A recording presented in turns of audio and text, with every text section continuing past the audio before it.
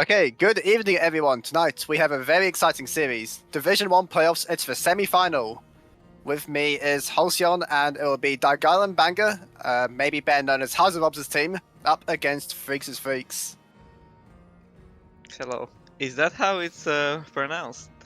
I read it through Google Translate and that's how they say it, so that's what I'm going to go with. Chat can feel free to correct me if I'm wrong, of course.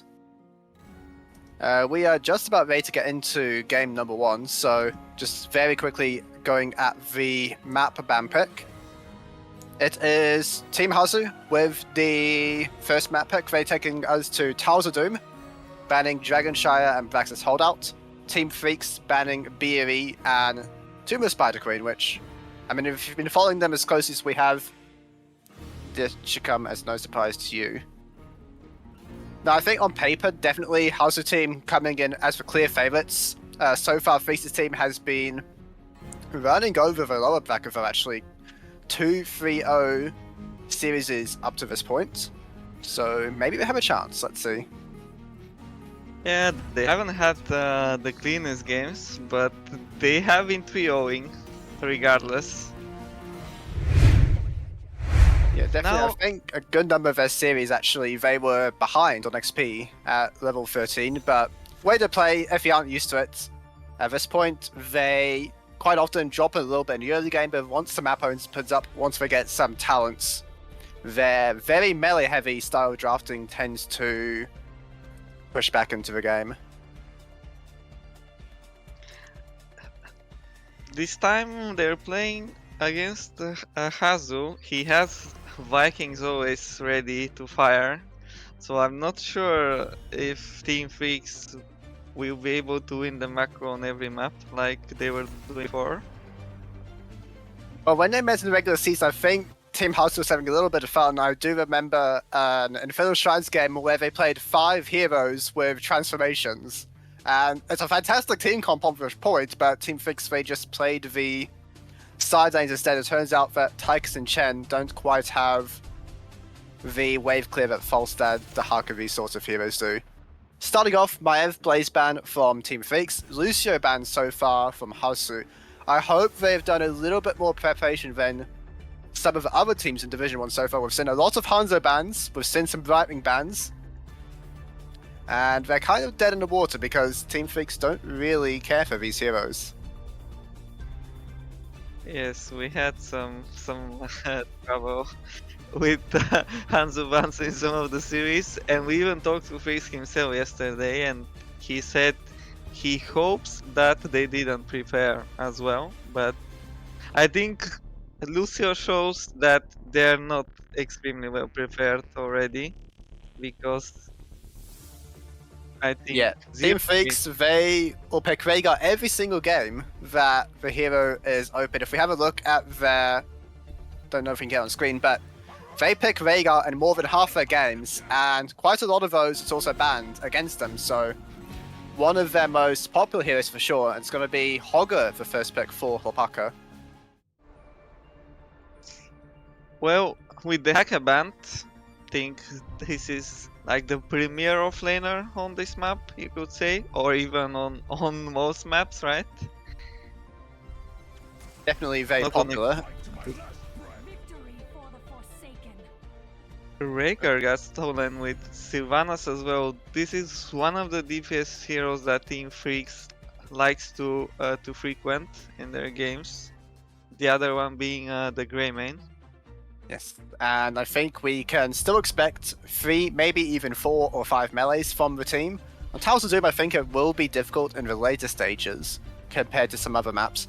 Team Hasu, as to be expected, playing very by the book with their bans and their picks so far. Rhaegar and Sylvanas, strong meta heroes. Now, Freakz team, they got Johanna for the man himself, and you mentioned Grey main as the other range dealer they like, and we see it locked in by Cloudy. Yeah. Quad has been performing very well on the Haka, but this time it was denied early.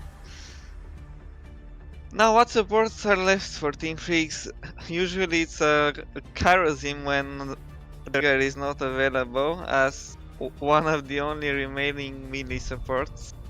Yes, it really just comes down to Karazim and Uther at this point to provide some damage or at least lockdown in the case of Uther to play for the bursting down of the people. Liol could be banned away. Yes, we've gone through the big four, I guess you could say: Hogger, Dahaka, Blaze, and Lioric. So we'll need to see what Team Hasu choose then as their offlane choice. You mentioned Vikings could be a very good pick from them at this point with this much offlane bans, but Urel will be locked in instead.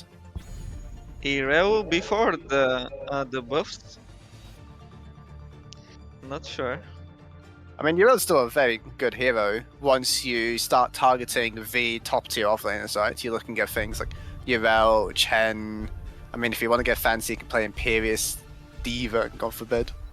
You're picked for struggling a bit for options, so Urel is definitely a good one. And we see it in Stukov as well as Kerrigan. This is the melees I was talking about. Stukov wasn't the hero I was expecting, but still brings good lockdown for the team. I don't think I like it that much in this game. There might be a mind control, some Murad instance. It might be hard to play without a cleanse. You'll see what happens. Is now against all these melees, what is your last pick? What's your other dealer? It's going to be Genji. Quite self-sufficient, quite difficult for him to burst down. Of course, if he's stunned and you can't use the protection, by the way, it's a different matter, but will be difficult for Kerrigan on top of him. What do you think of this Game 1 draft? I wasn't ready for Kerrigan from Team Freakz and Team Hasu. They're very standard, as should be expected from them. I also didn't expect the Stukov. I expected the Kerrigan more. Maybe 0-2, I thought is also possible for Dobby. It's hard. Let's see how it goes. Do you think this will be a good litmus test for how the series goes, or do you think that Towers of Doom is a map where this melee-heavy playstyle from Team Freakz is naturally unfavored? I think it's a bit unfavored. The lanes are not extremely long. I mean, the fights usually happen in the middle of the map. There is some room to chase, but still, if they lose a tower, which I guess Sylvanas is very likely, it will be hard to get it back. We will see what happens as we're now into game number 1. On the blue team, Towers of Doom, is Team Hasu, Geilen, Banga. It'll be Ultralisk playing Sylvanas, X-Ray playing Murden, Alcensider playing Genji, Hazarobs on Urel, and Meneldor playing Rhaegar. Red team, making way up through the lower brackets. Freakz is Freakz. Freakz himself playing Johanna, Dobby is Kerrigan, Cloud Destroy Greymane, Popaka, Hogger, and out of order will be Stukov. And he did mention a good point there that this is not a map that opens up as the game goes on. And quite often when the force go down is what we say is the greatest power spike for Team Freakz, but they simply get taken by the other team and then can be claimed back later on. Hasu starting off on the bottom side of the wave. Freakz has run into a few enemies here. Got Anskin, he's going to be okay. Rest of the team clearing middle. Now we see Hasu going to start the move up. Alcensider tried to harass on the top lane here. Stun not connecting from Dobby, but good damage onto the Kerrigan at this point.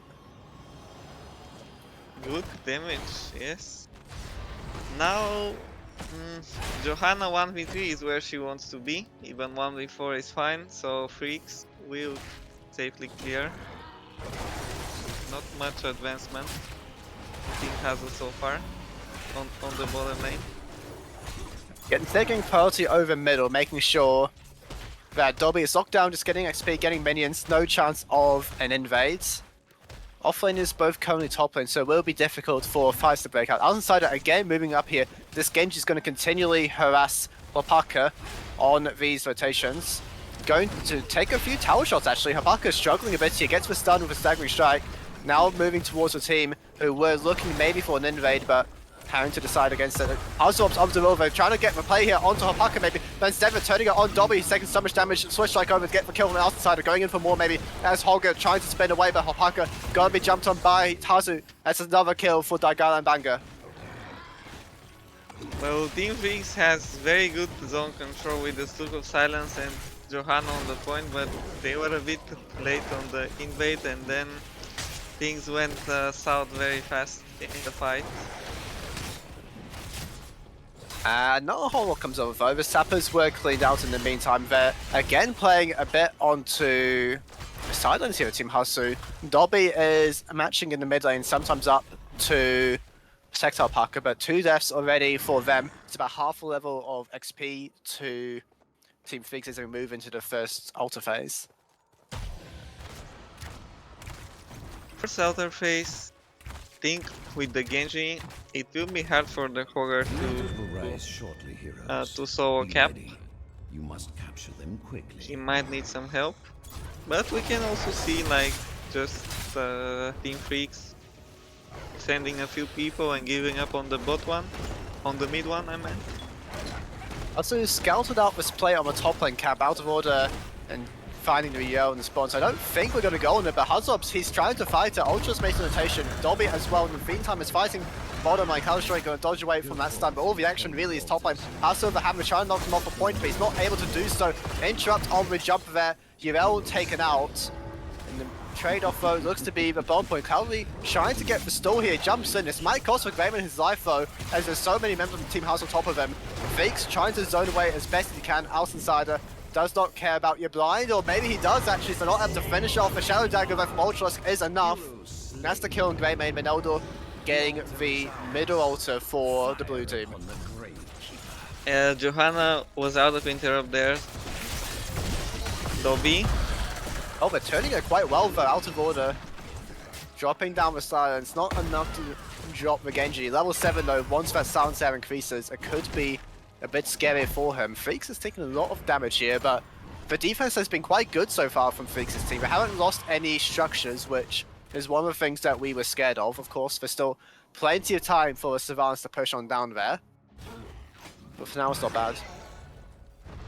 Yeah, I think the problem there was that Johanna was out of interrupt, so the Greyman had to join, and that meant his demise eventually. So a slight advantage for the Germans. They get a kill on the top side. Outsider moving up there. Hopaka taken out once again.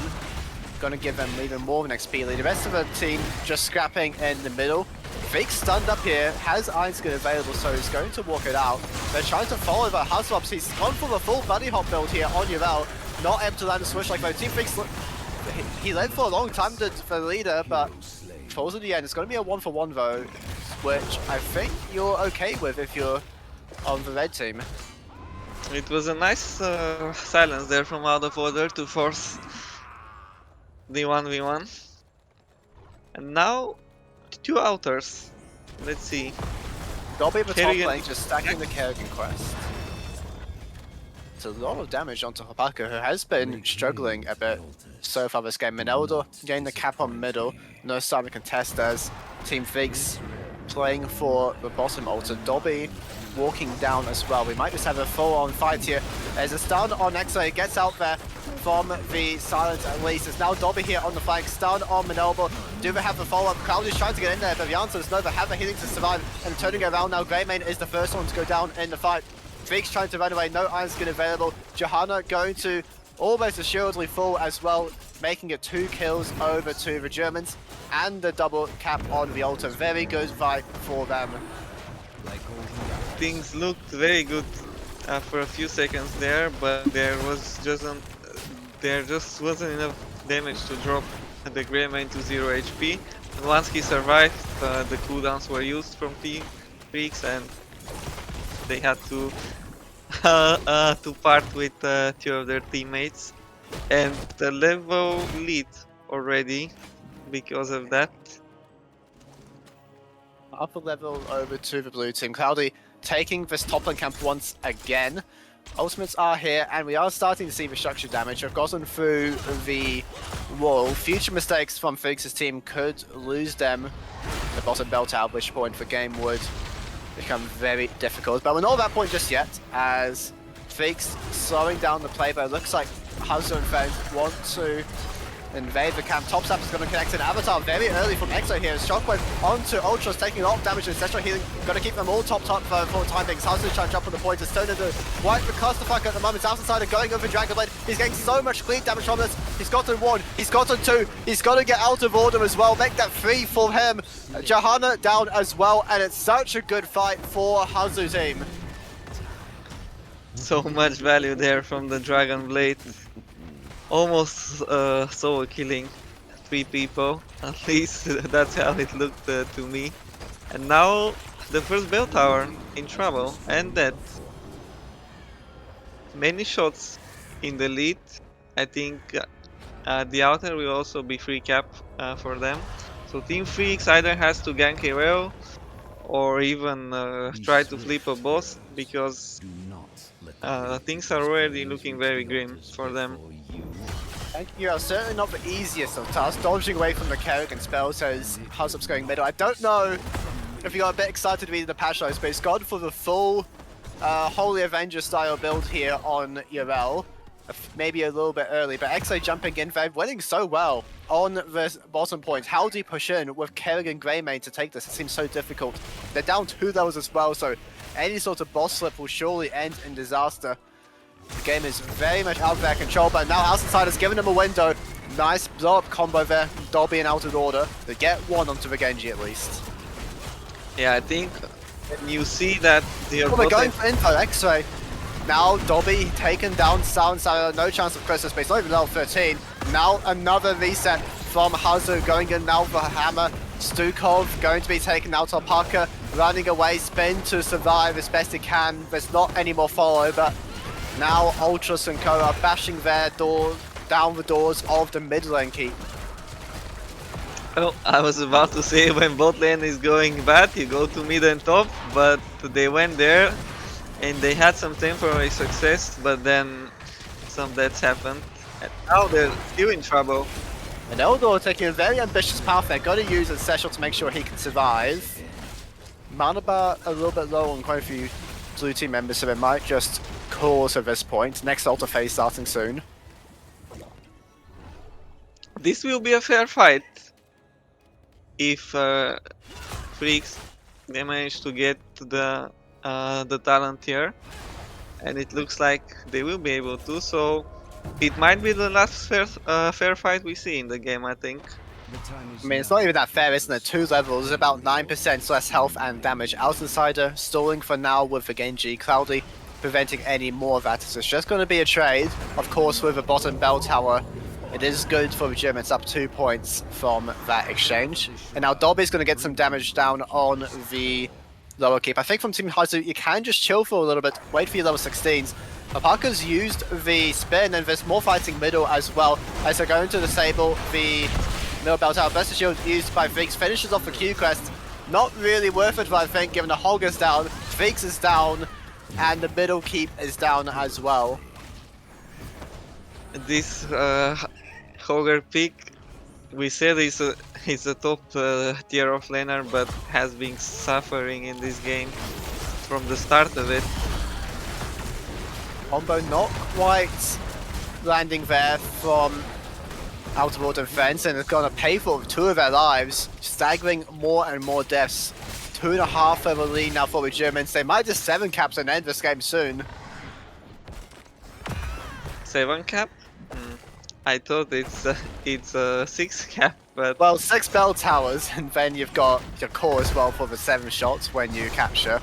However you want to put it, though, it might be ending the game very, very soon. Ultras now top lane going to break down the wall. Sap is available as well. Sap is bottom lane, already taken by an Eldor, so there's pressure across the map. 3 altars and a boss up on the map. It will be hard to death. Also taken down though, used the undefender quite early. I thought maybe it was unnecessary. I was completely wrong though, so he's gone. Dobby killed the middle, Cal destroying him. managed to get the middle bell tower back. So it's going to be 1-4-2 as the overall trade. Meldo getting the bottom bell tower. No one around to interrupt that. X-Ray stalling on top. Can they get more kills here, Team Freakz? Because it's going to be difficult for them to capture where things are. There is no blast shield available, so I think one shot. Not sure about this. Genji out insider. He can stall them so well. Hogan now about to spin. X-Ray still causing chaos on the other side. He's going to pay for it with his life. But the teammates are going to be spawned. It's not going to be a boss attempt. Outsider still trying to prevent this one. Cloudy's low. He's going in with a Dragon Blade. He gets the kill even. Outsider just making the plays without the numbers. Now Ancestral Healing trying to keep him alive. Can they get the kill here? Blessed Shield already used. Outsider has mobility available. And now Hazu is here as well to try and turn it. Hopaka now the one in trouble. Another jump available. Hazu's getting the reset to the Shockwave onto a Genji, and Hopaka gets a kill. There's Outsider down. Ultra's getting their own altar, as now Hazu has to make the retreat here. Down to 1 health though, Team Freakz. They're so close to losing. They need to get this boss off the field at some point. Yeah, in the meantime, Hobby managed to save the game by defending Adam Sappers. They're going in for another fight. Arrow already used by Ultralisk. And look at that from Hazelobs. All of them with the armor reduction out of order. So low. Gonna dodge that bunny hop, but Vega bites him to death. Dobby could be the next target, but maybe he's out. But Eldo's a little bit cheeky there, going for too much, I think. He's now taken out. But the tanks are pretty durable on the side of Team Hasu. Dobby into the Chrysalis, healing up, buying some time. They do have a numbers advantage if they can take it slowly. Ultra's got a good stun there from Hopaka taken out. It's got to be traded. It looks like for Dobby, the blind from Freakz is not enough. X-Ray dropping a few B steps and getting out to safety. Hopaka, can he extend the fight any longer? Cloud Destroy so low. They don't have the healer of their own. They might have to call it here. It will be hard to survive from here. 35. Oh, Greyman is also down. I think that game. Yeah, I think mentally boomed. Perhaps you never know. It looked like a misclick, but well, certainly I hope that wasn't intended. As now the Germans are going to make their way onto the boss. It's going to be a 3v4 contest as long as Minoldo gets here in time. Now they're going for the play out of order. Dragon Blade interrupt as soon as it's cast the Blessed Shield here as well. Can they get the Genji? It would be very good for him, but he goes into protection. Manages to get out with a Switch Strike, but out of order surviving. Another stun there from Hopaka on multiple members. Ancestral Healing used. Now they're still going for the Stukov Raider Pashul, buying some time. He can't get the stance off those. X-Ray so tanky on the murder, but it's not enough as Hopaka and Dobby are able to get the kill. B steps in return. Freakz taking some damage, but the problem is on the middle of the map as Ultralisk is getting the cap on the final altar. No one can stop him. That's going to be the win in game number 1 for Geilen Banger. we have to be honest here. It was a bit of a stomp, and we saw how some of the heroes on Team Freakz just were a bit out of place in this game. I think not having a cleanse and also the Hooker being vulnerable to the Giri rotations, it was very hard to play. We did have some signs of life late in the game, more than I was expecting. To be honest, Hopaka was struggling early on, but made so many plays in these fights around the top of the map. Remember, they were down 2.5 levels at one point, Team Freakz, and at that point, can you even get a kill against such a good team as Geilen Banger? The answer is yes, as they made them work for it. It got very scrappy in the later stages, which could be a sign of things to come, but game number 1, no doubt about it. Blue team favored from almost the beginning, to be honest, and I'm hoping we see a change of pace for map number 2 by Team Freakz. Well, this was not their map, Towers of Doom. I don't think it really fits their playstyle, so maybe you can say that they should just forget about this game and move on. After we saw the first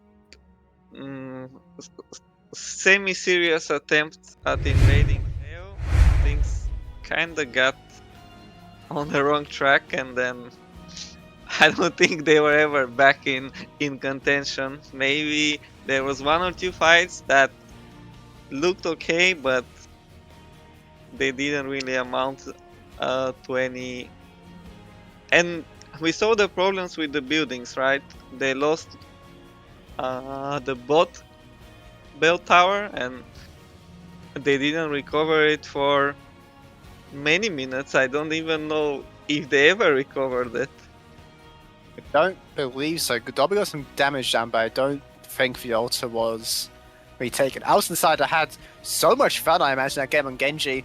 Going in swing with Dragon Blade. A few times he got caught out, locked down, CC chain to death, but so much damage. Top of his team. Papaka actually topping the damage charts overall, though, so we'll see what he can do on a hero not called Hogger.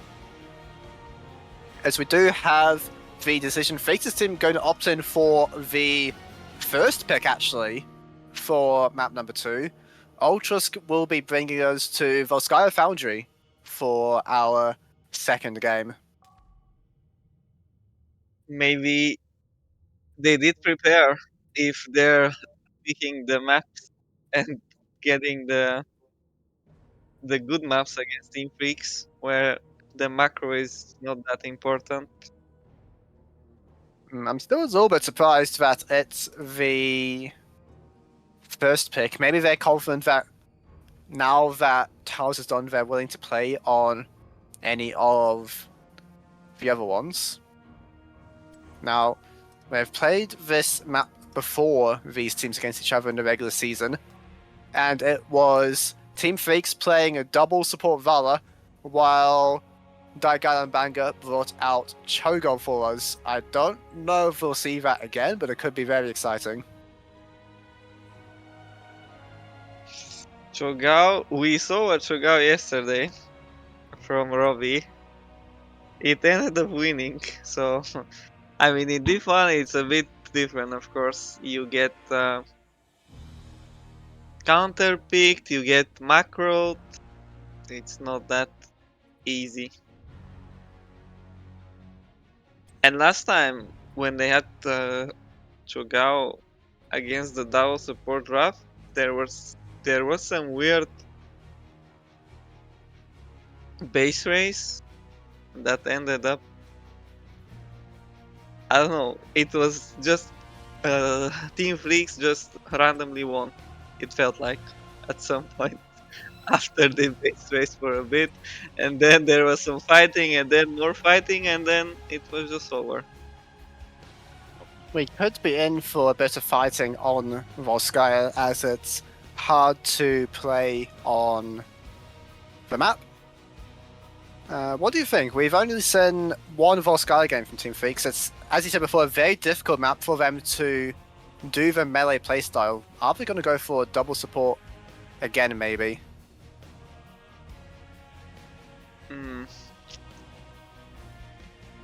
I don't think they're very confident in their mechanics or being able to match.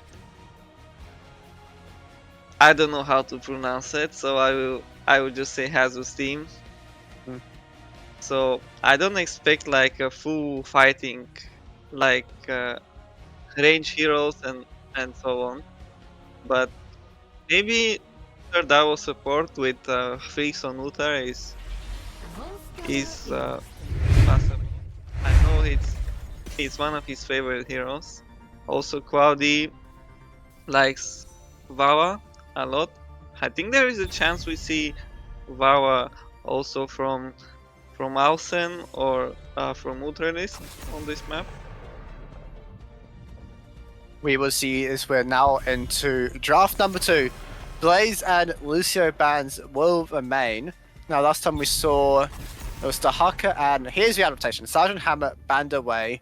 This to me says they do want very early Volpec. Johanna banned away by the Germans, and this leaves Maiev open actually, who is going to be secured by Dobby. First pick Maiev into Leoric. I would be surprised if we don't see a Medivh on this map from these teams, but maybe they won't prioritize it that much. We see Hanzo Leoric. Oh, maybe it's the double support. Vawa already. selected. It could come in. Now, Leorc is here from Puzzled already, which is a fantastic hero for disrupting it in the later game. Hanzo for Ultralisk. We'll see what he can do on it. Of course, the difference between a good and a great Hanzo player is enormous in how much damage you get from a scatter, so whether he can get through what I will assume is double support because that's a Freakz suit for lock-in is another question. Stukov is removed. It's already not an easy game for Leoric on Hanzo or Hanzo. This is one of the weaknesses of Leoric. You don't have a CC, so enemies are allowed to go Maiev, Vawa, Genji, anything that has a jump and is very weak to CC. Yes, And it's all very fun for them. Of course, with Leorc level 20, maybe things can change in his favor, but before then, he's just walking around doing as much as possible with the damage reduction. We might see AA build Leorc for a split push. One of the other things with the double support is that they suffer a lot on the sidelines. We could see a split push Leorc even coming through. It's Malfurion and Tyrael here for Alcyon Sire. No CC almost against Maiev. Guess they're trying to win a fair 5v5 with some shields, some healing, just the longer fights. Ragnaros for Kopaka and Oreo.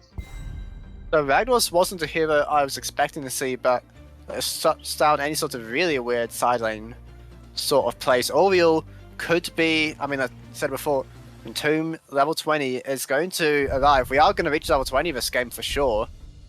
Ragnaros on the 1v1 against AA Leorc, I don't believe does very well. I'm interested in seeing what value the Ragnaros can get. It might be some sort of weird Divine Storm Sulfurous Smash play. As Mephisto is the last pick, we see this hero a lot, and it always does very well. I would have loved a Phoenix off lane or a Malte off lane. Something that can do massive damage with even maybe the Divine Shield. But I'm not sure what Ragnaros achieves. I think the only reason is if they're going for like Risk into Smash or Divine Storm into Smash. Obviously it will not be lava away from this map. Yes, I don't see a reason to pick Lava Wave Ragnaros here, especially later on. There's got to be some sort of Smash follow-up, which could be exciting. Now, of course, Sanctification is available for Dagar, so we will see what happens. It's game number 2, Blue Team, the Germans, 1-0 up at the moment. X-Ray playing Malfurion, Ultralisk, Mephisto. Hausarobs will be the Hanzos. Meneldor plays Leoric, and Alcyon Sire is Tyrael. They're doing a little bit of role swapping here, maybe having a little bit of fun, are the Germans. It's on the red team, it's Team Freakz. Freakz playing Goofer, out of order Oriel. Dobby is Maiev, Alpaca, Ragnaros, and Cloud Destroy will be the auto attack roller. I think the burden of execution is on Team Freakz probably in this game. I would agree. Definitely a lot more stable is the blue team composition. As Maiev gets a Tev onto Hazu already. Do we have the follow-up? The answer is no, because they're trying to go with Tyrael, but he's a tough one to lock down. Gets away with the teleport. Sorry, not Imperius, Mephisto, wrong one. Doing what he can, but they will find the first kill, Team Freakz, onto Leoric. We already see some of the problems with Leoric. Oh, big heals there from the double support. 10 seconds until the camps, until the items. Dobby, the target, Ultralisk, getting damage down, landing the Q there. 11 already on the Skull Missile level 1 quest is very good progress to see. 1 minute mark, everyone from Team Hustle on the top lane though, so Cloud Destroy first to hit the fortification camps. They're going to get that one down quickly. They might just force a fight on the Sentinel in the middle of the map afterwards. Try and get some stacks for their roller. I'm not even sure who has the advantage here. If the Maiev gets a few resets, I think it's hard to beat that. The Fisto getting reset is also a problem, though. It's very hard to tell just from the draft who has the advantage. It's going to come down to the execution, who gets the ideal positioning. As here we are, starting up the camp. Alpaca moving up to the top lane. We're about to send a 5v5 at this point in the game. Ufa put to sleep. He's going to be working up though. 10 on Hanzo. So much damage on the Hanzo. He's just taken out. Cloudy getting that kill. Support camp taken by the red team. As Cloudy, he's really running it down here. Wants to get X-Ray outside in the area, but he's not a threat either. Bang, bang, bang, but put to sleep. Could be in trouble now, but here comes the heal bus. Cloudy not going to pay for that one. Just getting quite a few stacks. Camp secured in the middle, XP and kills. It's a great start this time for Freakz. Well, I warned you. We saw some Maya resets and some guy disappeared from the game before much happened. And the Div1 obviously with double support, very free to play in these fights. Also Rackford. Oh my goodness. So many fans of knives. Dobby a big fan of them as Cloudy getting in as well. Balcometto drop for safety. They're doing so many kills. It's a bit of a disaster at this point already. We're only 2.5 minutes in, but the top forts could be in danger if they really try and force the issue. Here's the turret drop down, hitting away as Cloudy and friends. 5 kills to 0. Alpaca and Mineldo, they're kind of chilling on the sidelines watching this all happen. Oh, it's looking rough already. In the first few ways, like we saw the Mephisto getting a lot of stacks, a lot of value. Usually he needs some levels before he gets strong, especially from what we've seen in the lower divisions. But here... But I think that fight was a very big mistake on the heal camp from Team Hazu. It was a very volatile decision to go for and one that did not pay out for them. So now how are they going to play this on from behind? Interesting talent we have here from out of order. Normally we see the region go check up as hang on. We're having a bit of a fight here. Cloudy backing away, getting some stacks. Needs to make sure he doesn't get rooted. Ultra's going in. We're up to 75 on the VAR. Not bad for this point of the game as the fighting's only just begun. Dobby pushing in the top lane as well. It's a 1 level lead to the Freakz. A lot of damage there from Mephisto, but nowhere near enough to break the Oriole Ufa healing at the moment. Well, so far Root is only CC. X-Ray looks to be the one they're interested in. Vault forward from Cloud. He might be overplaying this one though, trying to get them Halcyon as he's now left alone with no friends. Tries to get back, but it's too little too late. Down goes the VAR, and without Cloudy, there's no way that Freakz can play the fight. They're going to have to go into full-on retreat. A bit overzealous there, but still 1 level lead for them. I mean, we saw that Root is the only problem for Vawa, but he cannot really go into enemy base. Even if... The other problem is going as a solo operative. Now Dobby gonna get the tether here onto X-Ray. Not doing it actually. I think he might have panicked a little there when he just ran away, did X-Ray. As now House of Rob's getting damage down, finished off the scatter quest. Level 10 gonna be here soon for the Freakz as Ultra's fighting as much as he can beforehand. Turret available, Dobby gonna receive the hand of protection.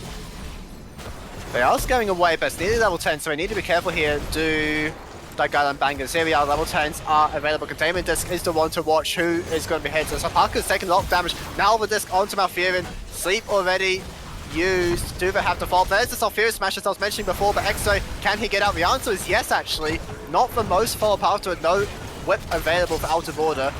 They win the fight, but they don't get the kills. Will they go for the heal camp while it's up? They choose to go into the protector. I assume they will be just distracting with one person in it. It is Freakz in it, which means only single support healing for Cloudy. As I was trying to say before, level 7 from Oriole is Empathetic Link, getting the healing as damage is done, making sure that he has more reliable access to some amount of healing. No need to go crazy overkill with double support, he reckons. As now Dobby in as well, getting some damage in the bottom. It doesn't really matter. The important one is, of course, the Vala. Alpaca has, I'm gonna say, struggled a lot this game. Is now here's the arrow from Huzzops. It connects. Endurance of Hate, making sure that Alpaca cannot escape. It takes a bit of time, but they do get the kill on the Ragnaros.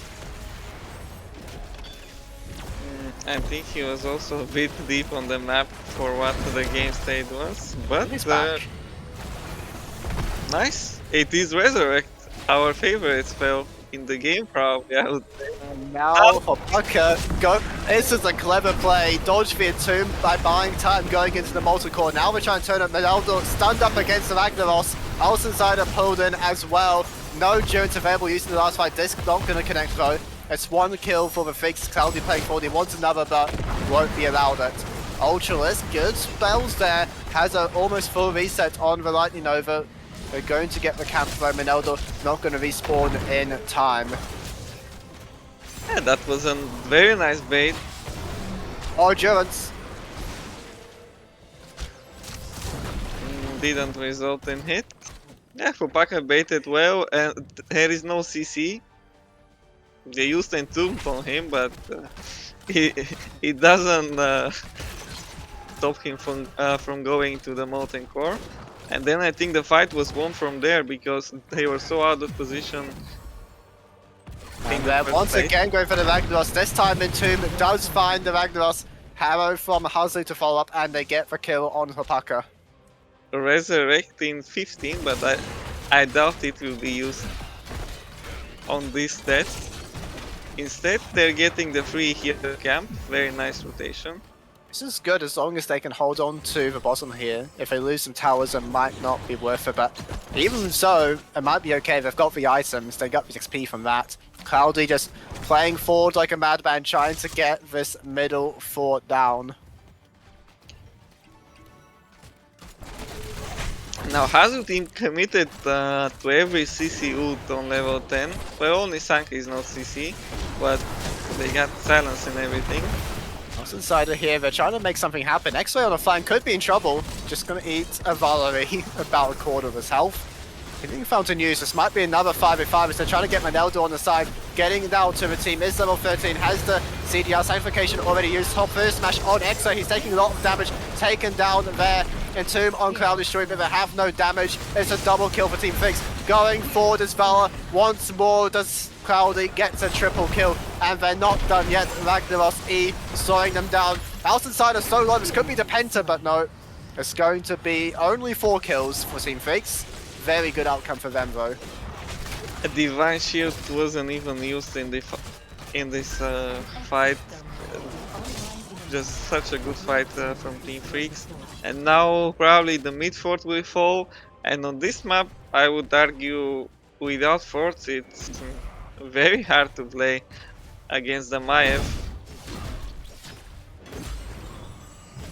Map definitely opening up a bit, and it's a 2-level lead to the Freakz as well. Now, is there a chance for this to turn around as the game goes on? The answer is absolutely yes. Level 16 Mephisto, very, very spooky if you can find the triple hits on a chain reaction. Level 20 Leok, no Molten Core shenanigans to get out of it. Of course, we still favor, I think, from this position, Team Freakz by quite a bit. The burden of execution is on them, though it is possible to make a mistake from here.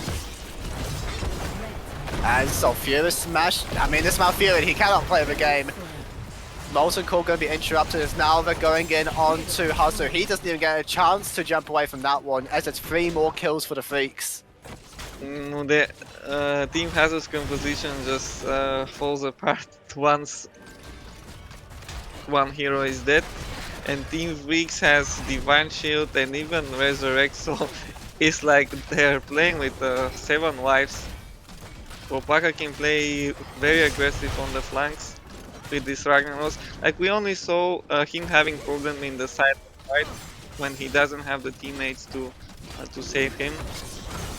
Which is what I was scared about the Ragnaros pick, but the smashes have been so important for them getting the lockdown and the damage on Malfurion. Now Ronaldo on the flank here, surely not going to go for a play. Needs to be careful, could have been taken down, but I don't think the Freakz are ready for it. And Tomb not quite connecting. Cloud Destroy, Holy Ground has separated him from the group. Molten Core here from Hopaka, we might have another fight. Smash, so good from him once again. The Ragnaros finds the stun, and down goes X-Ray. Ragnaros, what can we say? It's a pick that we rarely see get value. but when it's played by a very strong This mechanical could be player, bad. Arrow going to buy some time. Ultralus, could he try and turn us around on such low health? I think the answer has to be no. The Keep lives for the time being, but here comes the next minion wave. Cloud Destroyer defense walking in. Ultralus lucky to not get interrupted there, I think, as the Keep goes down and there's 2.5 levels to the red team. there are some items on the map, and then it will be level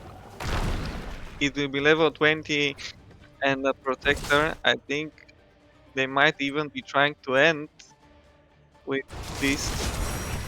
Dobby needs to trouble. be careful. Jump is used. Do they have more healing? The answer appears to be just barely enough. I think that was single digits, but he goes down in the end. Now Ronaldo Entomb on 2, and now here's the play from Mephisto. Ultralus, Jones of Hate on the Entomb. They've got a Navarra. Freakz gone as well. No Divine Shield available. Smash underneath the tower. Ronaldo, will he be taken down? Pushed to safety by Out of Order there, and they're not done yet. The Germans trying to get more kills, trying to get as much as they can with the window they've been given. Alpaca will be gone. Out of Order, will he survive? The answer is yes, but it's 4 kills over to Geilen Banger.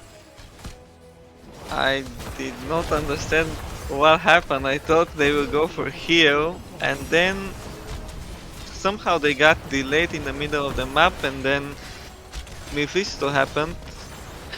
They went for the They went invade. for the turret camp. I think it was way too greedy, right? You have your own heal camp, your own weapon camp, the heal camp, the siege camp. I think the risk involved with invading was way too big. And now we see a very fast comeback from Hazu's team. Certainly down before, but they were not out, as now bringing things back to a 1-level deficit. The chase, indeed, you mentioned the invade before. Alson Insider gives so much movement speed to the whole team. They can just run them down on the retreat. And then we saw the power that this team comp can have in a team fight. Entomb locking them down, easy hit on Durance, and from there, Ultras gets to tear them to pieces. But it is still Freakz' team with the driver's seat. They're going to be level 20. They've gotten the emitter. Now, Val, in just a moment, we will assume it's going to be the Farfight Quiver. And from here, it becomes a lot safer for them to get damage out. But they need to be careful. The lockdown, the pick potential, is starting to come in on the other side if the supports are immobilized. They're looking for a mistake into ending the game here, I think, but I don't think I they think will is be ambitious. given. Yeah, but Vala can hit the core from very far away, let's not forget. Molten Core used. Now, are they going to be willing to make the play on Mephisto? The answer appears to be no. It's a good bait though, to be honest, on the spells. And now here's the play. Out of Order, can he survive for all Freakz? Not in range of Divine Shield. There we go. Serving is the Ori. It's a double kill for Hopaka. And now they might just do it, as he said before. Trying to get a fight in the game. I'm surprised it worked as well as it did. But here we are. It is Mephisto, Tyrael, and Lyok. Can they hold against 5? Some of the defensive cooldowns have been used, so there is a chance. Damage reduction from Ronaldo. Cloudy hitting away on the course down to 12,000. But the damage is just not there, it seems, as they're running around away from the enemy heroes. And it is going to be Freakz. Freakz winning game number 2 and bringing the series back to even. They just had to defend on the core, I think, and not try to fight 19 versus 20, but they chose to fight, and it meant the 2-man Sulfurus again from nowhere, and we didn't see when the heroes died. I mean, I called out the Sulfur Smash potential of the Ragnaros pick, but I don't think I was expecting it to work as well. So that Hopaka, once again, the playmaker for this team, it seems. We saw Game 1 Hogger, most damage setting up with stuns, but it wasn't enough. Game 2 on Ragnaros, surviving in some places he really shouldn't, and then setting up for crowd control. X-Ray did not have fun, I think, that game. 4 deaths on the healer is not what you want to see. Is Hopaka the bus driver for Team Freakz? Yes, I was teaching you about this term the other day. He looks to be, at this point, driving that Cloud Destroy double support bus as the offlaner. Not something I really expected to say. But in any case, we are now going into an even series. Game 3, Ultrask with the first pick. Now we get to see a Freakz map pick. They basically pick 2 maps, and it is Sky Temple and Cursed Hollow. Looking to see which we'll be getting because neither of them were banned, of course, by Team Hasu. What would you like to see? Garden, I think. It is available, correct? Or it was Garden is banned? available, but it's not a map they normally play, actually. I think it's a good map for them. Just ban the Vikings, and you can play even Ragnaros probably on Garden again. I think. Are we even seeing a Ragnaros ban potentially, or I think that might be a little bit of an overreaction, but I can't say that's impossible. we might see Hazu team go back to their normal roles, and also not first pick Lyric. I think it's a very big draft mistake. Yes, Again. Leoric on R1 is very early. I mean, I'm a bit more of a Leoric enjoyer than you, though. I mean, we did see some value from Entomb, but no CC, very difficult to lock down anyone when you're playing double supports. It can feel impossible as for damage dealers to get anything done. I think Lyric overall is not that strong of a pick outside of Shrines. Just doesn't do enough in the fights if the fight is fast, basically. Well, game number 3, we will be going over to Cursed Hollow, the choice by Team Freakz.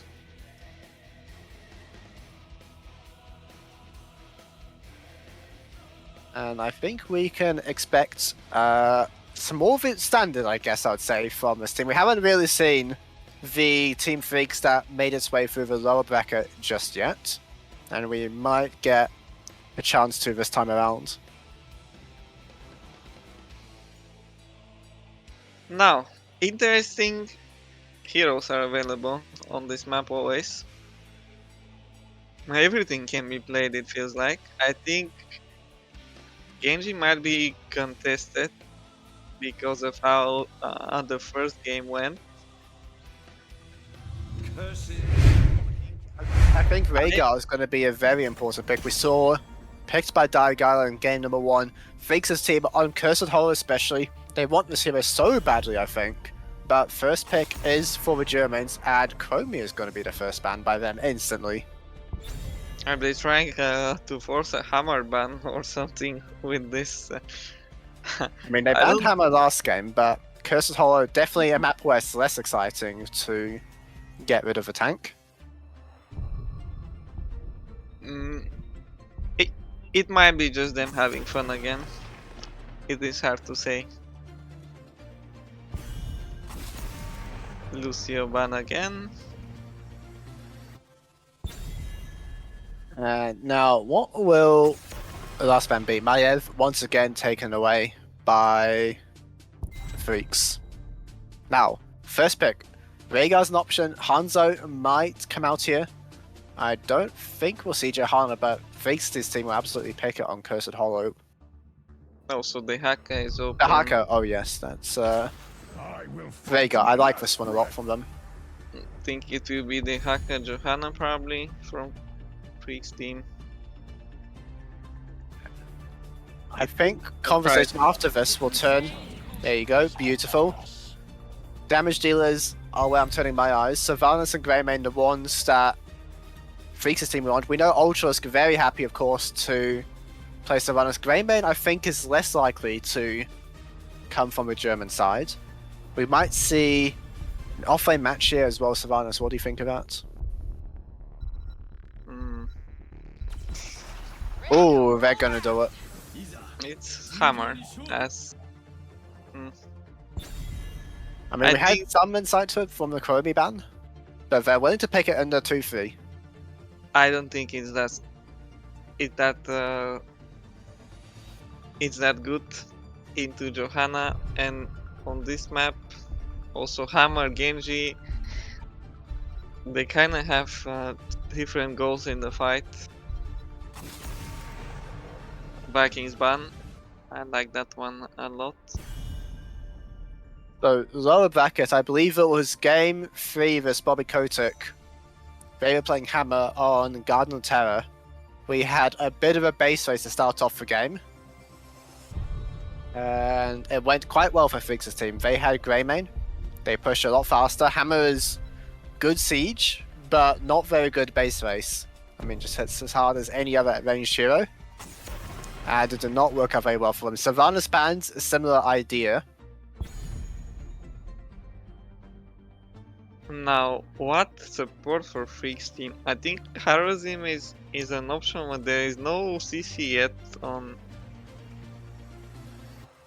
Yes, I think Uther could be very difficult here. Charism seems like the likely one. They'll probably take it here as well as I think it'll be Charism Greymane. No, they want to match the Hammer. They're going full fight with the Tabo, Blind, and Uther. So the good things is these places out. Cassia is a very dangerous hero to pick before the 5th one, and now we're starting to see some lockdown. It's Murd and a Holger. Both of these options are quite nice from the Germans. So what do you do? Your wave clear is pretty bad. Your camp clear is bad. Cassia cannot do them. Uther cannot do them. How do you fix it here on the last pick? Oof. It's a melee, guys. Let's go. It will be Well, a melee, right? Yeah, Chen. I think a melee was the 3 square on the bingo card there.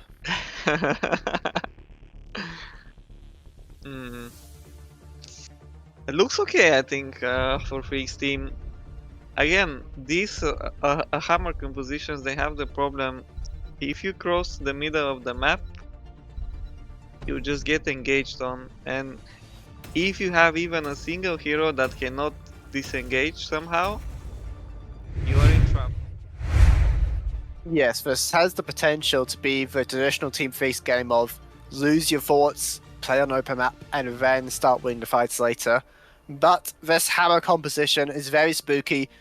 I don't really think Cassie can stand up to them, but we will see what happens in game number 3 here. As on the blue team once again, the side of Geilen.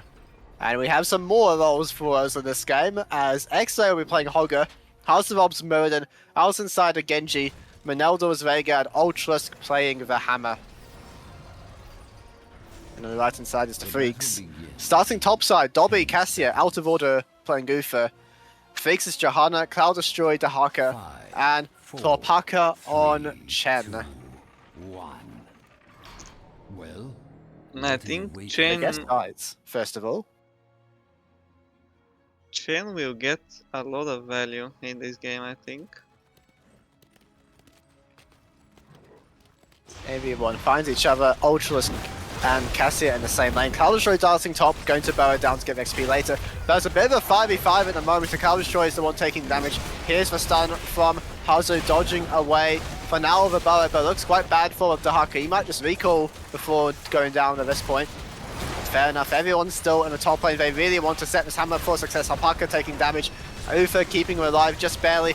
The health bars are so bad though, it's a complete disaster for Team Freakz. Ultrask is starting the siege. I think they gave up already on matching Hammer after seeing that, and they just left. Avoid Hammer.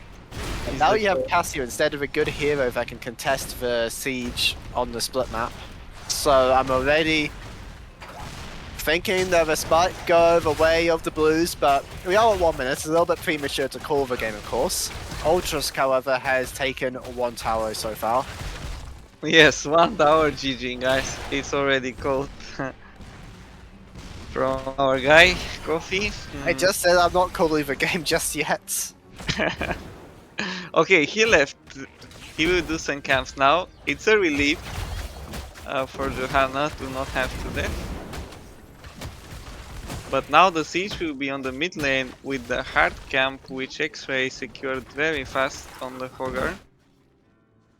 And currently playing the bottom lane, but they haven't done a whole lot of damage yet. The Lightning Fury can hit all 3 strokes at once, which is quite nice, but Puzzle and X-Ray have been disrupting them for the time being. They're still going with Giants. Again, it's not possible to match the hammer, and this will... I mean, I think it's going to be the mid fort. I'm going to be honest with you. This does not look defendable. Here's Freakz to try and assist, but it's going to be slow, just like the bottom push. Yeah, Utter support doesn't really provide a lot of push. It's not the same as the Rhaegar in terms of damage. So we've gotten through the wall here. Ultrask starting the siege on the fort itself. Now there's no sign of a match. Going to be X-Ray taking some damage. Dobby and friends really want to play on the bomb side. The Giant's still alive for now, but they're going to be taken out eventually. Now Hazarob's low on mana, might be running out of delay. Freak's not even going to try and defend. He's just out of here recalling. Cloud is sure getting the XP in the top lane. Who do you favour from this game set? It's a very strange one to be in. Well, a fort on mid will fall soon. Even with the Giants on bot lane, Team Freakz didn't really manage to get the same value that Hammer got with the hard cam on mid. But I think it's fine for them. They're waiting for some levels. Obviously, Chen at level 10 is completely different here. And now there's a little bit of a fight over the altar. The Haka coming in. X-Ray looks to be the target, but can they get the drag on him? The answer appears to be no. He doesn't have a spin, but he doesn't need it just yet. Here he goes, some CC coming out. X-Ray now has a spin, but it's too little too late. He's going to go down. It's going to be first blood actually to Freakz. And now Hasu tanking the healing fountain, trying to get enough mana for the jump up. Haka delaying him, but he gets out to safety. House inside are also playing a fire. And it's going to be the first fort of game actually going over to Freakz. The health bars are also looking good for the German team, so it will probably be the objective as well. I don't think they have the heroes to match Chen or the Haka on any side lane. It will be a hard one for them macro-wise. But they do have a lot of threats from the hammer to try and drag Freakz' team over to them, and they do have nice tools for the team fights as well. So, Force gone, out inside the left, catching waves, not what you want to be doing as Genji. Ultra's moving back up to the top lane to try and start the siege once again. I am starting to get scared though for the Germans. When the map opens up, can they defend the hammer from Chen? Such a scary hero. Cassian not anywhere near as bad as like a Grey Main or Sylvanas for the chase, but that keg can do wonders. 5 seconds until the boss. The bosses are on the map now. Will we see insta-boss from many of the teams? It looks like Freakz, they're going for the mid push. I think it's hard for them to start the boss with Cassian, Chen, the Haka, Ufa.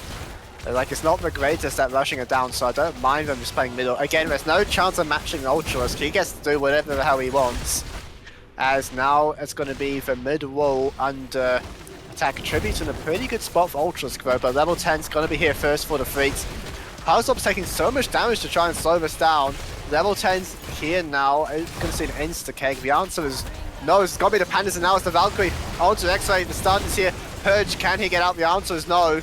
It's going to be the first kill of the fight to the Freakz. Freakz himself just struggling against Hammer. It's pretty miserable, but he's taking one for the team as the team is getting work across the map. We see already a level lead, some nice chain CC on Hogger. He managed to press on stop eventually, but he was already so low that... Haka going to survive with the Pandas, maybe taking up the fort for a little bit too long. Gets the root and then special healing going to be used. Freakz dies 1v1 to Ultrask. I don't know how this one happens. And now Alex inside, we saw this in game number 1, but here's the Dragon Blade again. Haka still low after leaving the Pandas. He's going to be taken down. Dobby has no fort to retreat to. Slice, slice, slice goes for Dragon Blade. And it's going to be 4 kills in the end. As I don't know how this happened, but Ultra's got another kill solo in Sergeant Hammer.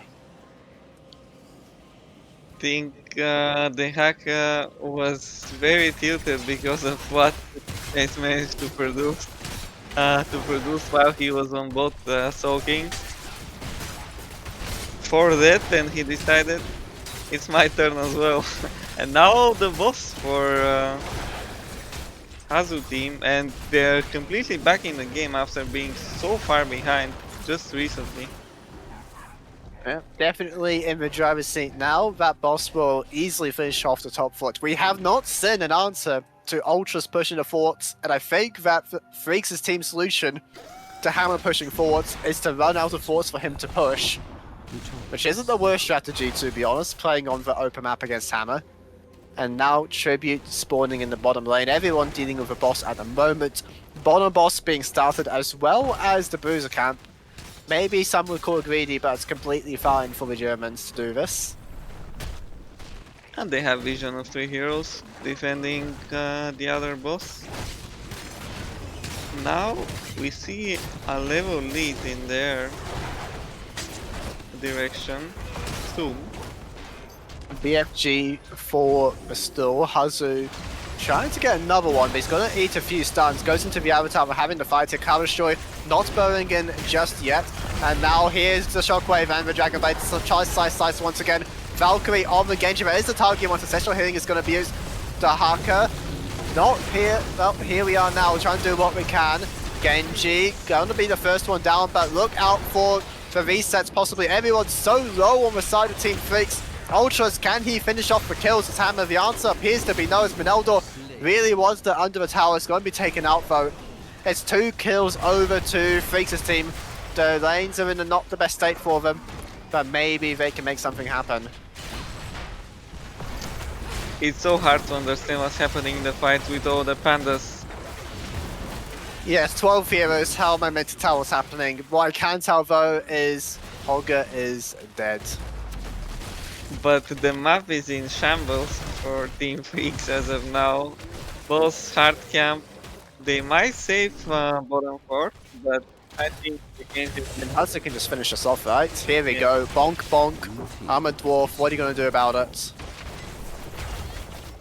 also taking the 1v1 against Dobby. He decides against it eventually when Utar was close. What's on the map? A hard camp for Team Freakz, and then next objective is in a very not favorable position for them. No, top left is one of the worst places for them to be at the moment. Boost camp gonna be started. They have evened up the XP though with the help of the kills in the previous fight. And also with the camps pushing the lanes, it means it's XP. Minions are being lost for the Germans, so now we're going to be level 15 and roughly the same time. The position though looks to be too difficult. We're seeing them back off, just clear out the lanes as best as they can, prevent the damage being done by the tribute. The XP has been swinging a bit in this game, but we find ourselves at even, and a curse which I don't expect will get much done. I think this is why Team Freakz decided to give it. Now Hasu jumping in, finds Freakz. Meneldor playing with fire here, I think. Gonna be dragged in, out of order, has the stuns. Isolation there as well. That Rhaegar just died from full. I think a bit overzealous there was Meneldor. And now level 16 will be here soon. Alpaca playing forward, they get the boosters out of Ultralisk. I think Rhaegar is the hero that I mentioned on their draft, that he cannot run as good as the other heroes in the face of danger, but of course he shouldn't be getting dragged under. I mean, he was auto-attacking Rhaegar, and then maybe just overconfident because the forts are down. In any case, Tribute, as you said, not really going to do much with this curse. Hasu eating some damage. They don't have Cassia in the area. Holger going for a bit of a spin. X-Ray might be in danger now. Shockwave onto 3 though. It's so nicely done by him to get to safety. They want more. Valkyrie not connecting though. Haka making some space as Chen. Drag from Cloud Destroy. This guy is so gone with the Haka forward damage dealer. Dobby tries to make the plays. In come the Pandas. Going to lock down with Genji. Ancestral Healing will not connect, and Dragon Blade gets 0 value. Now what can we do? Blessed Shield on Holger. This might be the kills we're looking for Silent Team Freakz. And now Cloud Destroy digging in behind. Hammer absorbs a drag with the siege tactics, and now the Haka could be the kill target, but he's surviving for the time being, running to safety. Mineldo on the other hand in trouble, but no, they do get the lockdown. They do finish off with the Haka. It's a 4v4 at the moment. Low mana though on Halcyon's auto attacking will restore a bit of it. The overall fighting though could be good for the Hammer team without the Haka, without the side lane pressure. They might not have a CC to stop Ultralusk. Johanna goes in. Oh, Div1 shield on Chen. He was in trouble there. Also no ultimate. Well, he's still in He trouble. was He's the flying kick onto X-Ray to try and make some space, but he's being chased down by Ultralusk, who's having so much fun. He's another shockwave. BFG takes down the Ufa. Trait value not going to save Chen. He's going after Dobby instead. And now I think in the prolonged fight we're seeing the hands difference possibly between the teams as the Germans will clean up another kill. Now drag from Cloudy, he's returned. Avatar tanking up the tower is Hogger, but Exo's gonna save the Dwarf at the cost of his own life. They get the kill though on Freakz, and now the mid keep looks to be in danger. So many unstoppables in this game. I think I saw 2 unstoppables on Hammer with the Rhaegar and then Hammer itself. That pretty much won the fight, I think, for them. And now they're on the core. Genji, not the worst siege damage of Shingo, and Cloud Destroy trying to distract as much as possible without the barrow. He's not much threat. Shields are down. Now the respawns are coming in. They've gotten about 20%, but they are going to have to evacuate this one, it looks like, for the Germans. Some damage on the core, but I think it's fine for Team Freakz, unless the bosses start getting taken. Okay, they will start their own. Start one. Freakz going to scout the other one on Johanna, so we're going to have a trade in bosses here. Up so many structures are the blue team, I think they're okay with it, and also this slow trading game will bring them closer to the level 20 towns. The level 20 ancestral healing could be an impossible challenge for Freakz' team to overcome, I think. Yeah, it will be quite hard. Not sure how they can defend. I guess they will fight behind the boss and that's it. We'll see what happens, because Outside is playing middle at the moment, not going in just yet. I think they want to make sure we have the level 20s, don't allow a snap engage. But where Ultralusk is out right now is pretty safe. No bushes to flank him really until they move past the watchtowers. Now siege will begin. Level 20 towns out here. Hammer does so much damage. We see the shockwave upgrade from X-Ray. Maybe gonna get the second one in the fight, and then the armor reduction to Dragon Blade from Outside. We saw game number 1 how powerful his Dragon Blades can be, and now with the resets it might be too much to deal with. They're trying to hold on as much as they can while Cloudy's pushing a side lane, getting into level 20s. But the keep is gone. And now I don't think they're going to play for call, but they are walking up. They want to force the fight at least. Get the Haka back before level 20. They do have Hammer eventually though in the game. Maybe the damage from before will matter on the core as Halcyon's in the front line, buying some time. Root is here, Cloud Destroyer is here. Valkyrie though onto Ultras, countered this one happened. Down goes Hammer, now Blessed Shield out of order with the stuns. They're trying to do it with Ancestral Healing. AoE is so good, and now Outsider swing, goes for Dragon Blade. Ufa could be the first one down, but that means it's got to be trade values. Now we have the Pandas, all the melees, can they do it? This is what they need. But the best melee in the game might be Outsider. Rhaegar's gone down. He's still going with his Dragon Blade, but the Pandas will clean him up in the end. No, the Swift Strike will make him survive. It's got to be 3 kills for 0 thanks to Ufa respawning. Oh, I thought it will be infinite resets with the 3 pandas. They each count as a hero, right? So oh, there's no way. Was he not spotted there? That's ridiculous.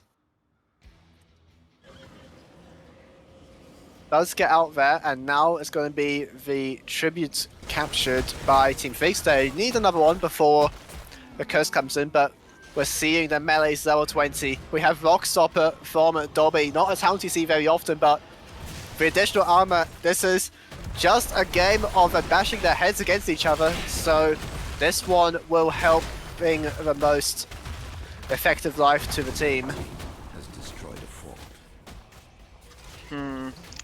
It's everyone's game right now, I think. They have to fight for the tribute probably, and it's a good situation for the melees. And we have to see how much value will the hammer get.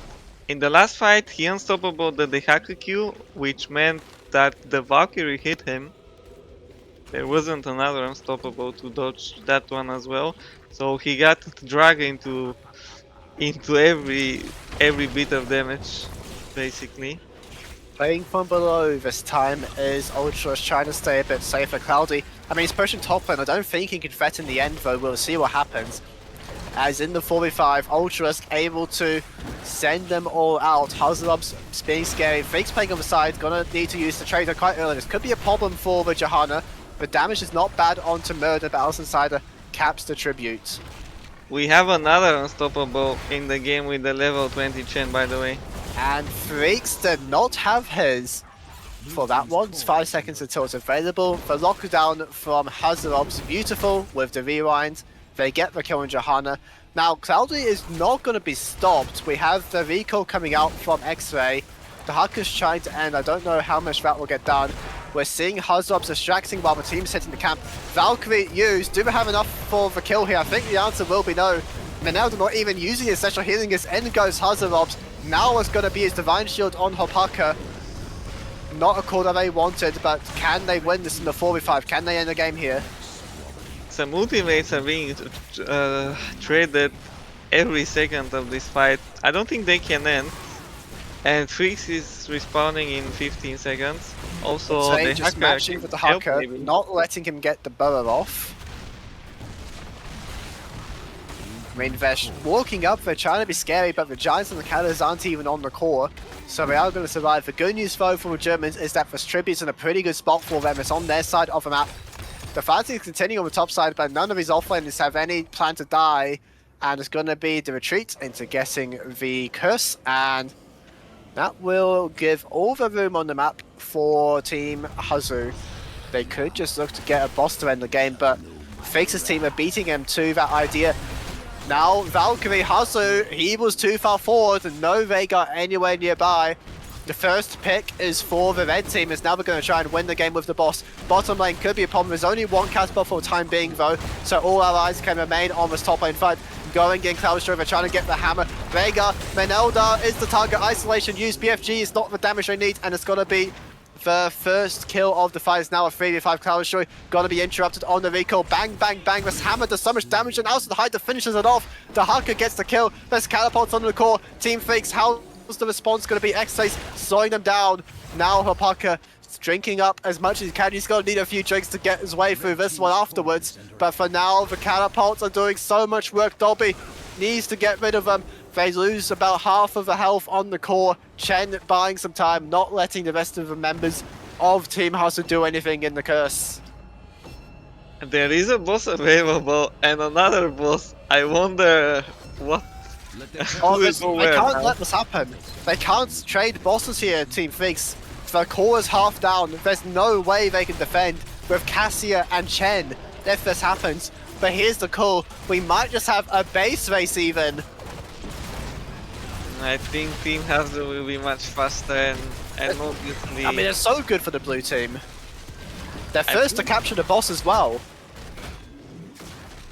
And here we go. Very good. Watchtower is revealing all to Team Hasu, so here we go.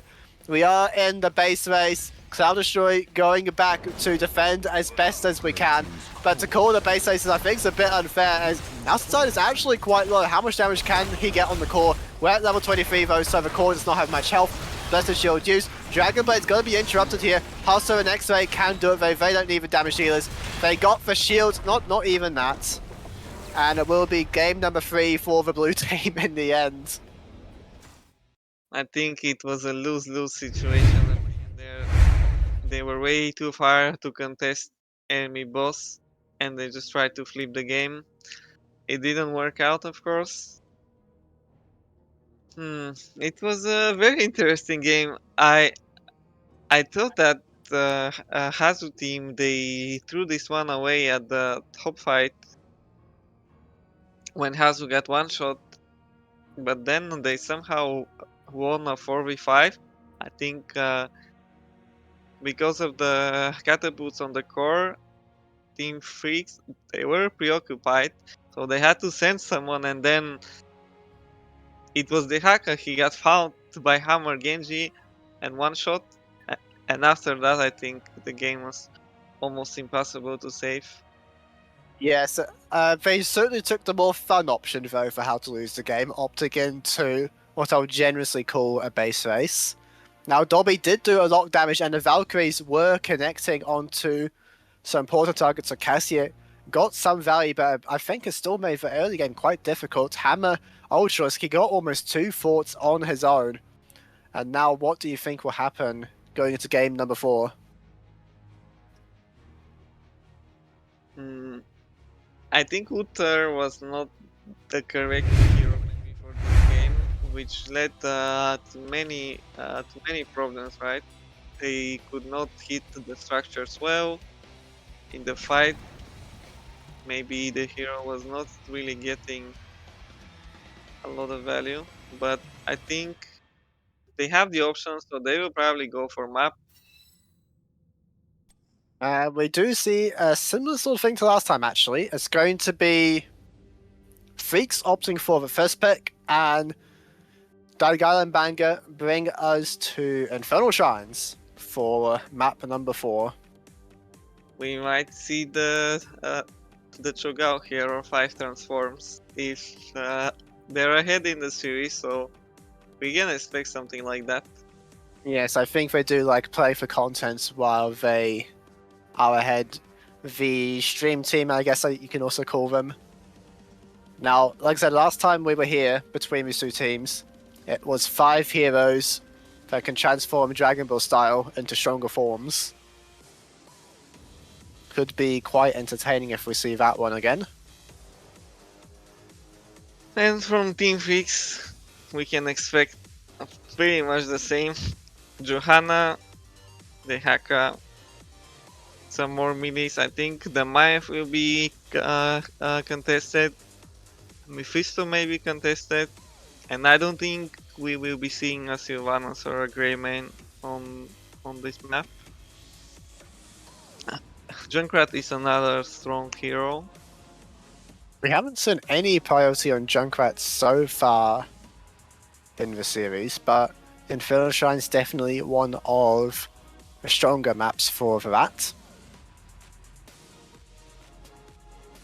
What else is potentially? I would like to see Ultralisk on Avarak or Kerrigan maybe. I mean, I would love to see an Ultralisk Maiev, but I suspect that Team Freakz will either ban or first pick that hero. They have been pretty insistent on not giving the bangers a chance to pick that hero.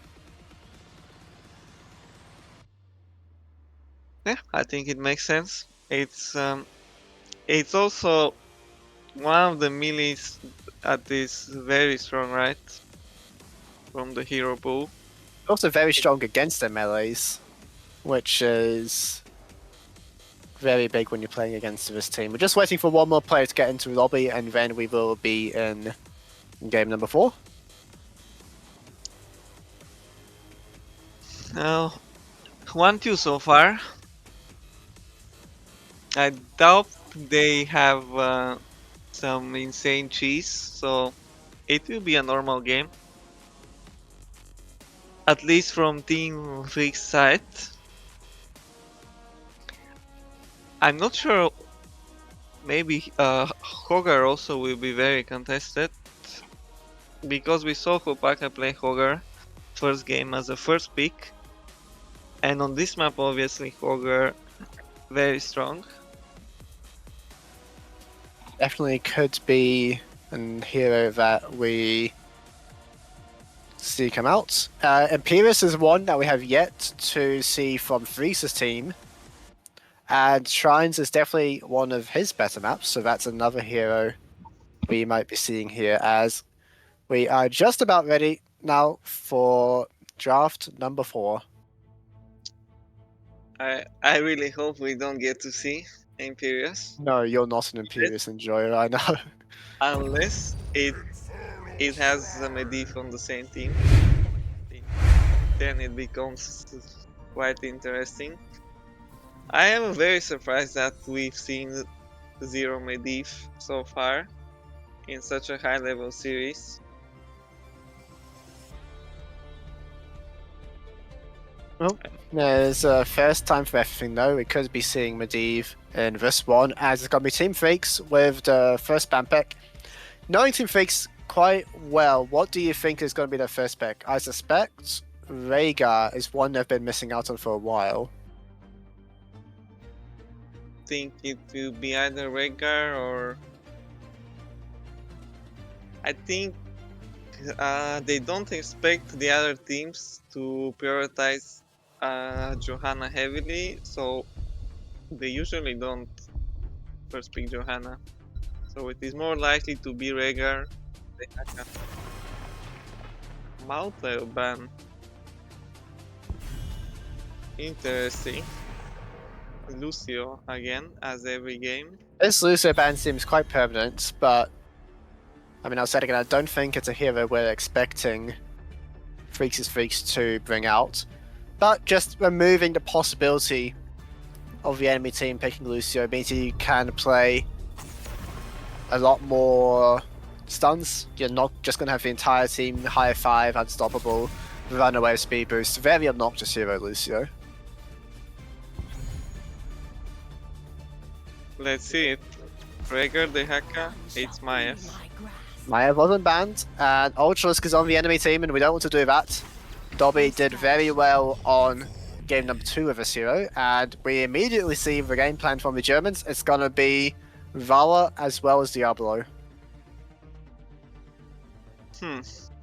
What now for Team Freakz? I don't think they play any of the... Oh, it's Imperius, right? Against Diablo. They don't need to pick it yet, foes. Not a high priority. They're going to lock down their favourites, Rhaegar and Johanna, on the same team for the first time this series. I'm a bit worried about their... Will they have enough damage to kill Diablo in this game? When Maiev and Imperius on the same team seems very spooky. Oh, Medivh banned. Not picked. Will this be a double support Vala? I don't Blaze think is so. open for the first time this series. We've seen it quite heavily banned by Team Freakz, and now Hazlobs gets his hand on what I'm pretty sure is one of his favourite offlaners actually, the Blaze. Providing a lot of protection against the blow-up style. Instead, we really want to get rid of Malthael. I'm a little surprised by that one, to be honest. Maybe some scream info, who knows. Hanzo selected. Very surprising, but it's for Packer, so maybe he said give me Hanzo last game. And we see the Kerrigan from Mutralisk. It isn't the Avarak. It's an exciting melee though, so I think we are satisfied with our level of fun this game. Now, this looks quite standard from the teams, and this makes me think it might be Geilen Banger taking the win. What do you think? I think the Rhaegar has a very important job with the clans in this game on Hanzo, especially, and if they manage to survive the initial CC chain that will be thrown their way, I think they have some potential to win the fight.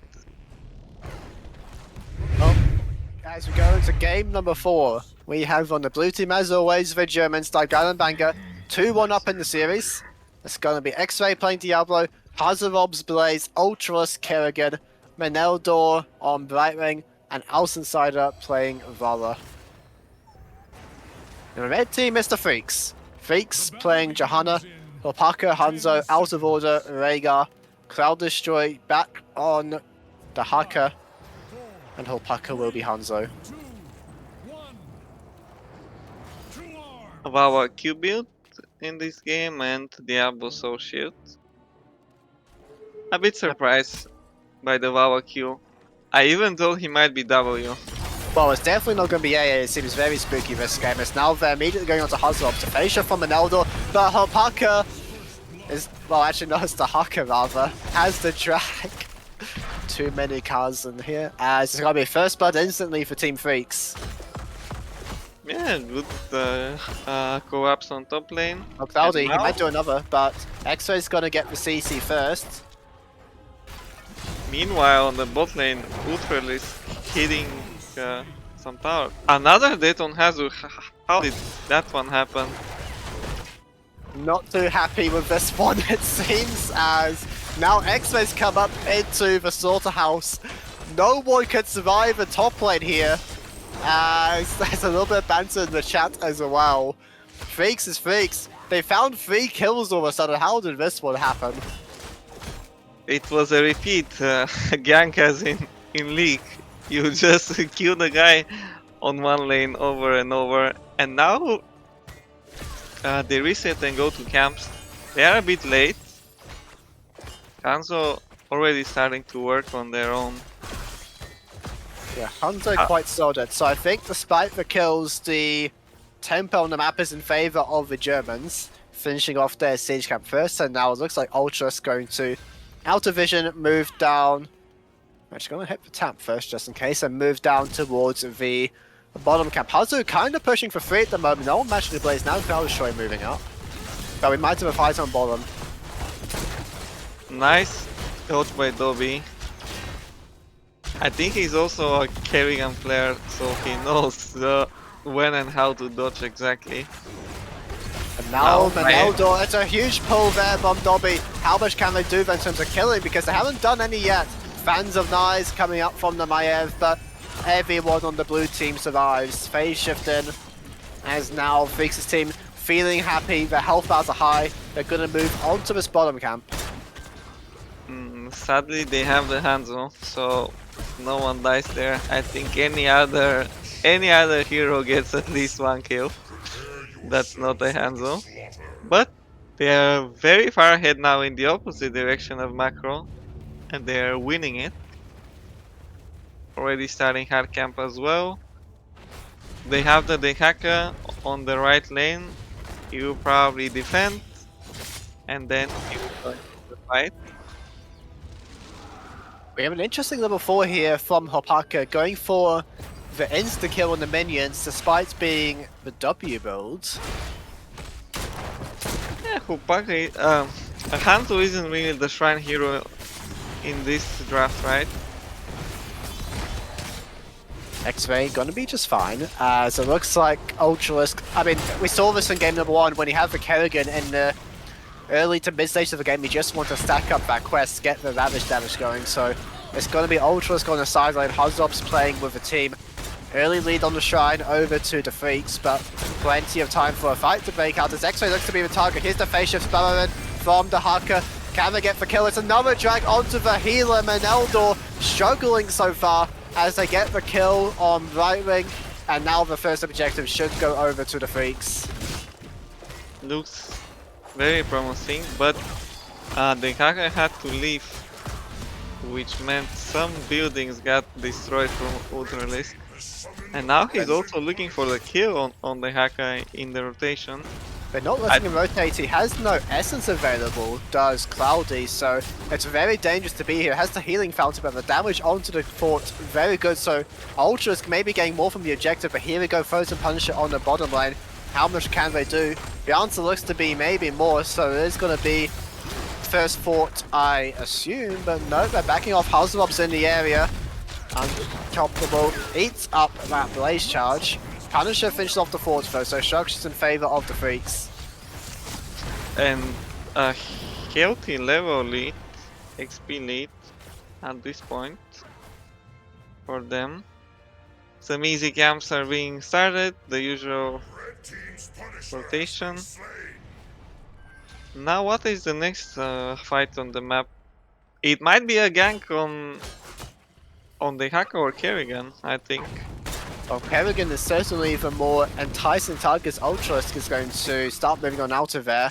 Now here comes the rest of the Freakz. Drag not connecting this time, but Maev, I mean also not fine with Tether actually. Ultralisk kind of outplaying them here, and now here's the rest of the team to assist. Dobby, the target at the moment, is going to be polymorphed, going to be taken down. Very well done by Ultralisk here, and they're going to get another one as well as Ray got taken out. Well, we predicted the gang, but we didn't predict the outplay 1v3 into the Brightwing flying in. And now, another swing. This time in Hazu's team direction with the XP and also the 4th dice. Next objective is mid, so not really relevant. That, but still. And now I'm a little scared because Hazelop's is holding his heroic talent. I would assume it's not combustions. There we go. Bunker is secured. Cloudy eating a bit of damage. Ultra's thrown out. Essence already used. The Hacker will survive though, but Freakz is covering the top lane at the moment. Cloudy needs to get up on these minions, get some Essence to get tanky for the next fight. Ultra's showing middle, but going to be alright. At this point we're just waiting for the next objective, which will be in around 40 seconds. Bobby finds the tether, Outsider hit by the arrow, brought back in as well. This Vala is toast, and Meneldor, the containment disc will be used. Guy by Fruit Fly, you will not survive. But can they get the kills in exchange? Kerrigan pulling him in, Bunker dropped. Now Dobby survives, but Ultralisk does not. It's 3 kills for the Freakz. The Hacker has another dragon, a few auto attacks, but everyone else gets out. It's so good though for the red team. The only good news if you're Hazelop's and friends is that the objective are not started yet. Freakz is on the wrong side of the fort, but he can walk this one out. You can thank me for this. I said we are just waiting. I was about to say they will be AFK for 40 seconds, and then insta fight happens. Every ultimate used, everything used, and with very good results for team Freakz, of course. I think this Brightwing pick is struggling a lot in these fights. Like the moment he flies in, he gets the Hacker dragged, Flash Shield, Hanzo Arrow, something always happens, right? Aldi is waiting for just way too confident here, I think, on Diablo. X-Ray losing the souls there, just face checking that one without any support. Kerrigan quest has been finished, and are they fighting? Diablo respawned, right? So I mean, he's here, he doesn't have a lot of Gloom used by Outsider, so no hatred at the moment for him, but it will come back soon.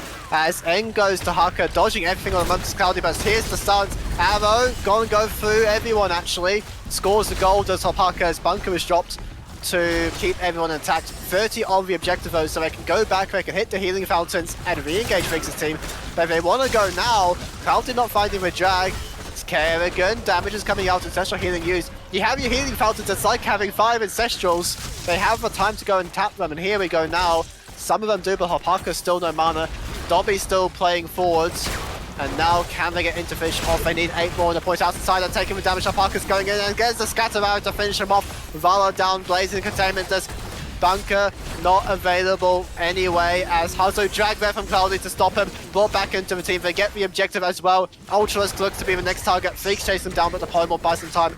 X-Ray going to sacrifice himself to the wolves as the Freakz win another fight. Hopaka there with the YouTube highlights, jump into jump. Excellent hands of play. Another jump now. Yeah, this looked very good because Alson he managed to bait many CDs and he voted out, but on the other side they were already waiting for him with the damage. And the Brightwing just doesn't provide enough, I think, in these fights. No, not been very exciting so far this game, has Brightwing. Not even safe with all of the blink heals, as they're just catching him as soon as he telegraphs with the phase shift. Now, they only lose the keep wall and the mid fort, so it's not the end of the world, but the map is opening up. And the XP advantage is opening up even more, as we're going to be level 16 soon for the Freakz, which means a lot more power for their damage dealers. For Parker level 16, the Pierce will be big, the Giant Slayer might even come out, and then Dobby, the percent damage on the Fans of Knives, if he gets a reset, it will be so much pain. It is Giant Slayer, so they are going to give 6 deaths for Diablo, the usual gameplay from that hero. I think Freakz going in, they want to start off now, but the rest of the team is a bit far. They Arrow. really want this, as Cloudy is going to go for the play. The arrow goes wide, they find a pick on the X-ray. He's trying to get out, but down there we go. Containment disc. Menel door is Menel gone, and that's 2 kills for the Freakz. this time Brightwing ran into the containment disc while trying to help. I mean, it's hard to play in this game, I think. We I saw... mean, the only healer I think he could be is Eye of Holosan though. Are they trying to end here after this keep? Ultralisk is on top lane, backing as of now, so I think it will be just the Just going to be keep. the keep, which will be a lot of map pressure, not something they want to deal with. Blaze does not want to be clearing minions, he needs to be with the team providing the bunker to help them survive against Maev. But now this is a pretty good state for the Freakz as they want to bring us to game number 5. I think also from all of the level 16s we mentioned, we didn't mention the Rhaegar one, which I think is Yes. the most important for them in this game. Setting up for everything in the first place. Basically a point and click route. We talked about X-Ray dying when he gets hit by the damage. How do we get there? Earth Grasp from Rhaegar, and then Johanna or Cloudy can land the CC and kill that guy. We saw on bottom lane how easy it can be, even with the Brightwing in the area. Of course, he's getting some souls now, is X-Ray, so he's going to be a bit more durable, but look at the pressure on the map. It's not possible for Team Halcyon to do anything. Behind any bush could be a death squad. I can definitely see them winning a fight if Diablo manages to stack his level 16 and get the max souls. And then we see a good performance from Ultralisk on the Kerrigan to find either Rhaegar or Hanzo. My question is, Surprised can him. Cloudy pressure the end here during this objective phase, or does he just have to group with the team? Because the Harker will be a lot weaker if he's not able to have the sideline pressure. They're looking for the kill on them, but look at it. Gets out with the bow, but no, the star connects ammo, buying time. They might have kept Cloudy alive, but no. Here's the tether though from Dobby. House Insider can't get in the bunker in time. They've gone for the Lizard, but at what cost? Purge now and Ultralisk, will he go down? The answer appears to be not yet, as now Hopaka, he's finished off the main course, and now he's on to Dessert. And for Dessert is a giant demon of death as X-Ray, breathing the lightning. Out of order will use the Ancestral, but they've gotten the full wipe for 1 on the side of Freakz. Once I saw Cloudy go down, I immediately thought about that meme, what did it cost? And I thought it will be 5-man wipe. And it was, I thought they might even go for end, but they decided on objective into keep. It's completely fine. Get the keep and the objective. Yeah, maybe there's a 95% chance you can end. There's a 99% chance this works, and in such a high stake game you can understand taking this path instead. They're still up 2 levels, they're still up to level 20 talents, and now it's going to be objective onto a naked core. This looks so good for Game 3, for Team Freakz to finish off the game. I think we can expect some delay for Ancestral to be back up. Oh yes, they can delay for the ults and also give Dobby a reset, half health and mana at the moment. But this gives a slight window where mistakes can be made. Iron Skin is good from Freakz though. Earth Grasp and Bless Shield use ultra respect, not giving any window. Now if you're being really ambitious, do you just hold on for another 60 seconds for your Bless Shield? I think it's not that important, and he will also have it on time for ending the game, so... But No, you're not fighting this bottom camp, surely. You have a 39 of the Punisher. You can push in with level 20. Do they need even more? Do they not think they can end with this? well, they have Hanzo Arrow. I think it's very easy to force a fight where you just follow up on the Punisher and try to one-shot someone. Here we go. Dobby's gonna secure it. They're clearing out the map. There's still no level 20, of course, but they're getting some time to clear out mid lane. But all eyes should be on this top lane because only one Cloudy? keep remaining. Hang on, Cloudy. He's been caught again. Run, Lizard, run. Everyone's chasing you. Yeah, stun against the wall. The Burrow not used, and down goes the Hucker. And they might have choked the Swan a little bit, Freakz' team. Here's the arrow. Look at the arrow. It's prey on Hanzo. And now the reset from Outsider. Can they go for the win in the 4v5 regardless? Here's the phase shift, but it's into death. The bunker comes out in time, though. The Punisher will have another jump available soon. Containment disc for Ultras as soon as he comes out. Essential healing very early to keep him topped up. X-Ray making the space as best he can. Without Cloudy, they don't have the control to win the fights, it seems, as now we're going to go to level 20 all of a sudden. Unless X-Ray's gone. But he has the souls, it's okay. He has souls, he will be back on time, and we are back to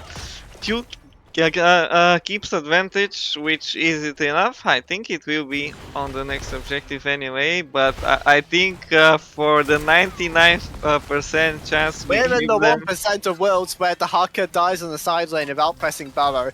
I think they stalled it for too long, Freakz' team. I like the idea to let Dobby resets, let Sesh come back, but then they overcooked a bit. If they just went 5-man top lane, I think for sure it would have worked out, but now we're in a bit of an interesting game state. It's still 2 keeps down, the map pressure's still there, so by no means are they out of the Cloudy in the backline. It is going to be the Acrobat from Outsider, better mobility on him. Blessed Shield not connecting. Freakz' team, they need to wait now for these cooldowns. The map pressure will give them the control over the middle of the map still. Ancestor not available and also no essence. It looked like a bad fight. I think they're happy that it didn't happen or that it didn't continue. Now there's not much on the map. We might see a flip on some camp fight regardless before objective house. We're heading there, I think, slowly. Okay, no. They were baiting the contest, I think, but it will not be there. There's too many minions to deal with, getting their own hard camp as well. Now, it's a pretty good spot though, it's the Mortar Shrine. It's the lane they have a keep on, so Hazard's team, even if they lose this, it's not necessarily the end of the game. The fort's still up, the healing fountain's available for Team Freakz. We're gonna have to wait a little bit longer.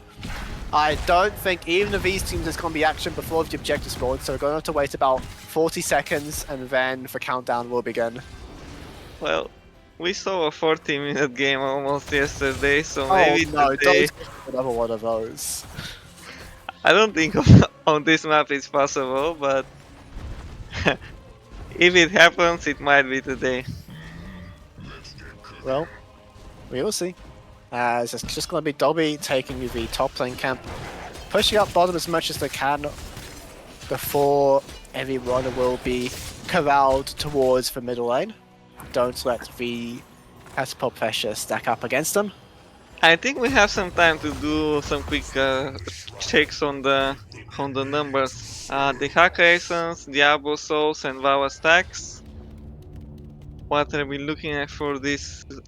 We have 40 Essence on the Hucker, we have 90 Souls on Diablo, and we have 38 Valor stacks, which is not the most, I have to say, despite the fighting that's been happening. Outsider not gotten the most lands on those ones. Now here we go, the fighting's begun and Hazard, the fight might just be over here, but he survives for now. The bunker's dropped, and now trying to re-engage, and down goes the Hucker. Cloudy is gone, now Blessed Shield is used, but they have to retreat. Then goes Ultralisk with the Ultralisk. Ancestral Healing will keep them up though, but it's a 4v5 over the objective. Hazard team, they might have just done it with that pick there. It was something that Team Freakz started trying to one-shot a Blaze. I don't think it's the best way to approach the fight, but they tried anyway and failed, and now... The map is a problem though, the Kaz are pushing again, Hazard has to retreat. We might get a 4v5 still. But yes, it wasn't me on the Hucker there, dying with Essence available. Punisher too close to being taken though. It is going to be going over to Hustle and friends. And now what can they do? It's time for them to gain the momentum in the game. Ancestor not available, so... Waiting a little bit to give Hazu time to join them. The waves on bottom also pop as well versus Blaze. Someone has to think go they back. need They're to gonna stay step back. I'm a back. little scared of this one. It is the Blinky upgrade, no Speedy Dragon for them. Defending mid slightly. It is losing some health. The Punisher mainly to the fort, of course. I think it's an easy defense for them Look here. at Hopaka here. You talked about YouTube highlight plays. He's trying to snipe the right wing, I think. Arrow. Look at this Hopaka. He's making magic happen. Gets the snipe. Going to recall as well. I'm not sure many players will make that decision instead of defending the Punisher, but it worked out very good, of course. And now He's trying to stall them on getting back to the catapults, but without going to do it, I think Hazelobs gets the charge off. So a little bit from the Dark Swarm, but it's not enough. So he got the pick to keep them in the game. But I don't think Hazel's team was looking to end anyway. They were already somewhat towards the fort, trying to open things up. Happy to play the long game. the long game, I think it's not a winning game for them when they lack 2 keeps and the pressure around the map has to be dealt with all the time. Look, they're holding the camps. So I Eight think the seconds. question we have to ask is, the fight that happened on the last objective, there was an attempt on Hazelobs, but he survived, and then Cloudy fell down. On average, is that above or below average for Freakz' team? Because if it's below average, then the long game is a bad thing. I think it is below. Like at some point, they would try to find another hero to one-shot, right?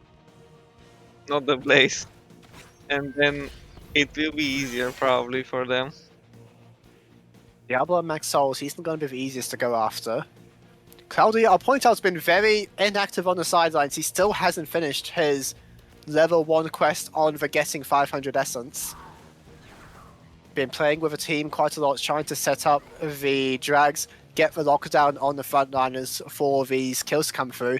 And it has been working for them, to be fair. We're at 5 kills to 20 despite the game state. We have to remember we are in the 1% scenarios here. We're After already... they had the game on lock. Yeah.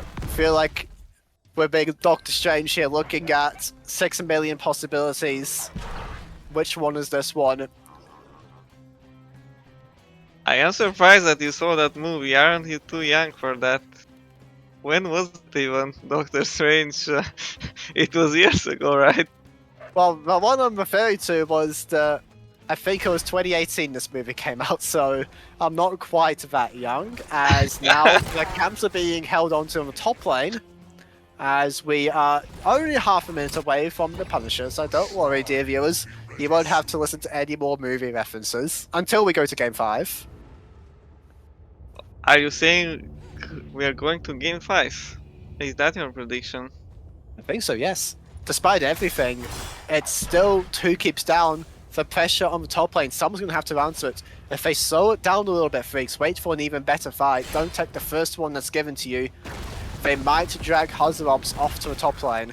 We'll see what's happening now. Everyone's grouped up. Crowd Destroyer on the side lane, trying to push more in. They're going as fast as possible on the objective, and now here's the play from Ultras, but jumping over is Dobby, returning around onto out of order. He gets the essential hitting off, and now here's the tether. Alice inside and nearly down, gonna retreat into the bunker.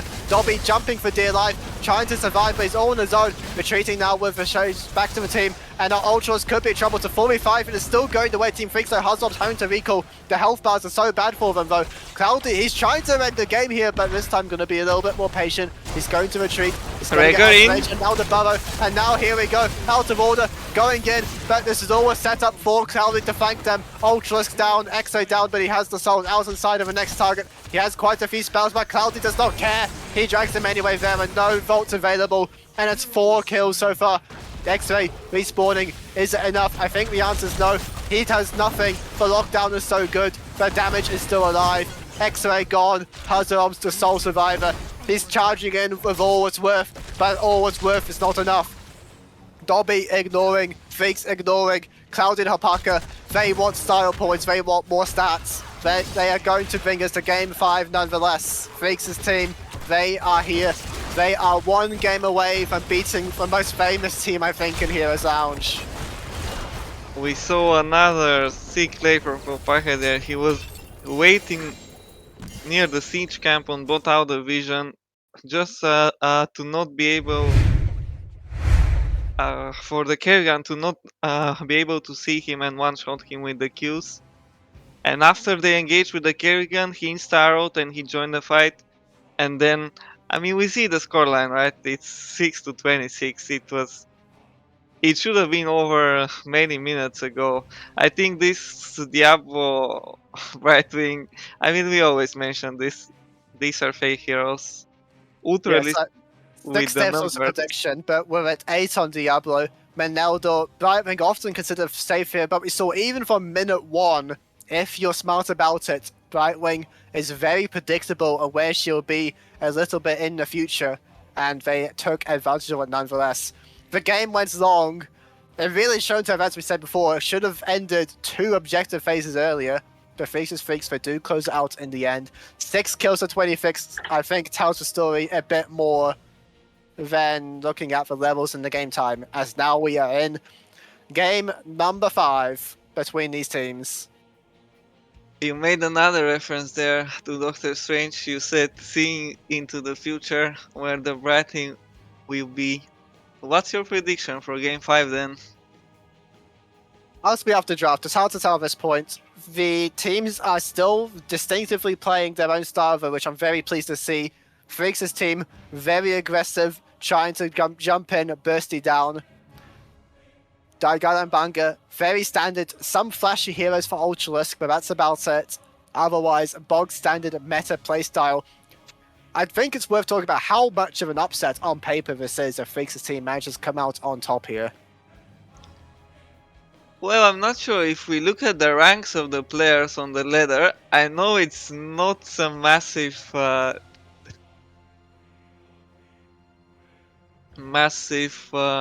to say? It's not like we're talking about League of Legends Korean solo queue here. Yes, it is not. It's not the most prestigious thing. Yes, the ladder, but let's say there are some GMs on both sides, right? In theory, it shouldn't be super one-sided. Look, there's only one Diamond player in this game. And it's Freakz who's Diamond 2, if we're going to bring Ladder into the play. But yes, quite high ranked individually, but I think in terms of competitive experience, you're only really looking at Hopaka, who plays in all the big tournaments, right? And this team, the Germans, have been together for so long now. Freakz' team only coming together this season, and even then it was a bit precarious. But they have made it here. They are one game away from getting into the finals, and that game will be on Garden of Terror. Looks like no one wants a break, so it will be almost instant lobby. I think we can expect Vikings ban on this map, especially because it's the last map of the series. I don't think anyone will take any chances to lose in 12 minutes if they make any type of mistake in the 4-man. It tends to happen a lot in the game number 5s, and I think at this point, House of Obs and guys, you need to lock in, you need to focus up, you're about to lose.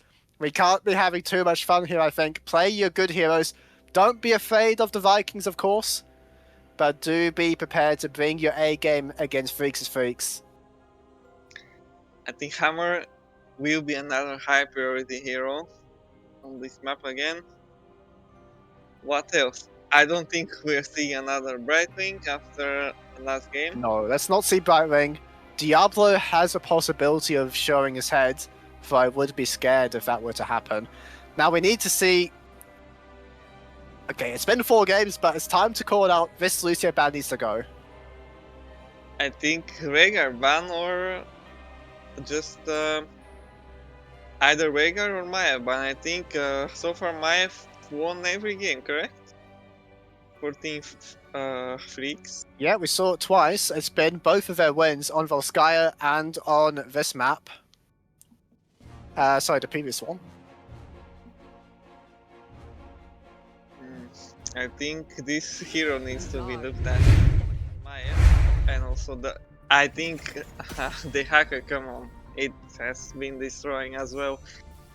So something needs to happen, and even Johanna, right, on this map interrupting 15 times with 50 mana worth of spells. I think also there are Yes, I so think many bans to do. Johanna is in a very weird position on this map where the hero is stupid good at getting free interrupts and clearing the waves, at having presence on its own. But a lot of people don't like her because she doesn't do the big bursty blow up that you see on this map. You see Diablo, you see Murder, and you see these sorts of tanks. But I'm definitely on the Johanna boat when it comes to this one. Lucio ban remains. Blaze removed though, once again by Team Freakz. They let her through one time and decided that that's a little bit too much. Now, of course, there is a certain green orc hero as well available for both teams. I think they have the players to perform. Well, we've seen both teams play Rhaegar. Now, of course, you're referring to Samuro. Yes, that was the one I was thinking about. But Rhaegar is open. Maybe. First pick, Rhaegar is possible here. We saw first pick Rhaegar before for Ronaldo, and I wouldn't mind seeing that one again. Here we are. I think it's a good decision for them to get it out. We saw last game how much work it did, and we see Johan the hacker. I just don't understand. How is it possible every game for them to get this? I mean, the Hogger was banned. I agree that Johanna and the Hacker are more important, but maybe they are scared of something we have not considered. As now I think Sylvanas, there we are, high priority, and then Murden as the tank of choice. This is as bog standard as it gets. And I don't mind it one bit, to be fair. These are all solid picks from the Geilen manga. Oh, I think the Muradin got a lot of work. It is 2-0 so far, right? One game on Cursed, and he also won on Towers of Doom with it. Well, it's different here. Players, they've been doing a few role swaps, but yes, Murden has been performing well in the series. Genji Ben, I do like this, getting rid of that from Alison Sire. The Dragonblade has been such a menace in their wins. Now, we haven't mentioned 0-2 yet, but the Hopaka Yes, also it's a Hopaka Bobby- classic. Yes, they have a lot of 0-2 players. I've on heard this Cloudy Shory guy plays as well, but he's better off on the Hacker, I think, as Hanzo will be banned out.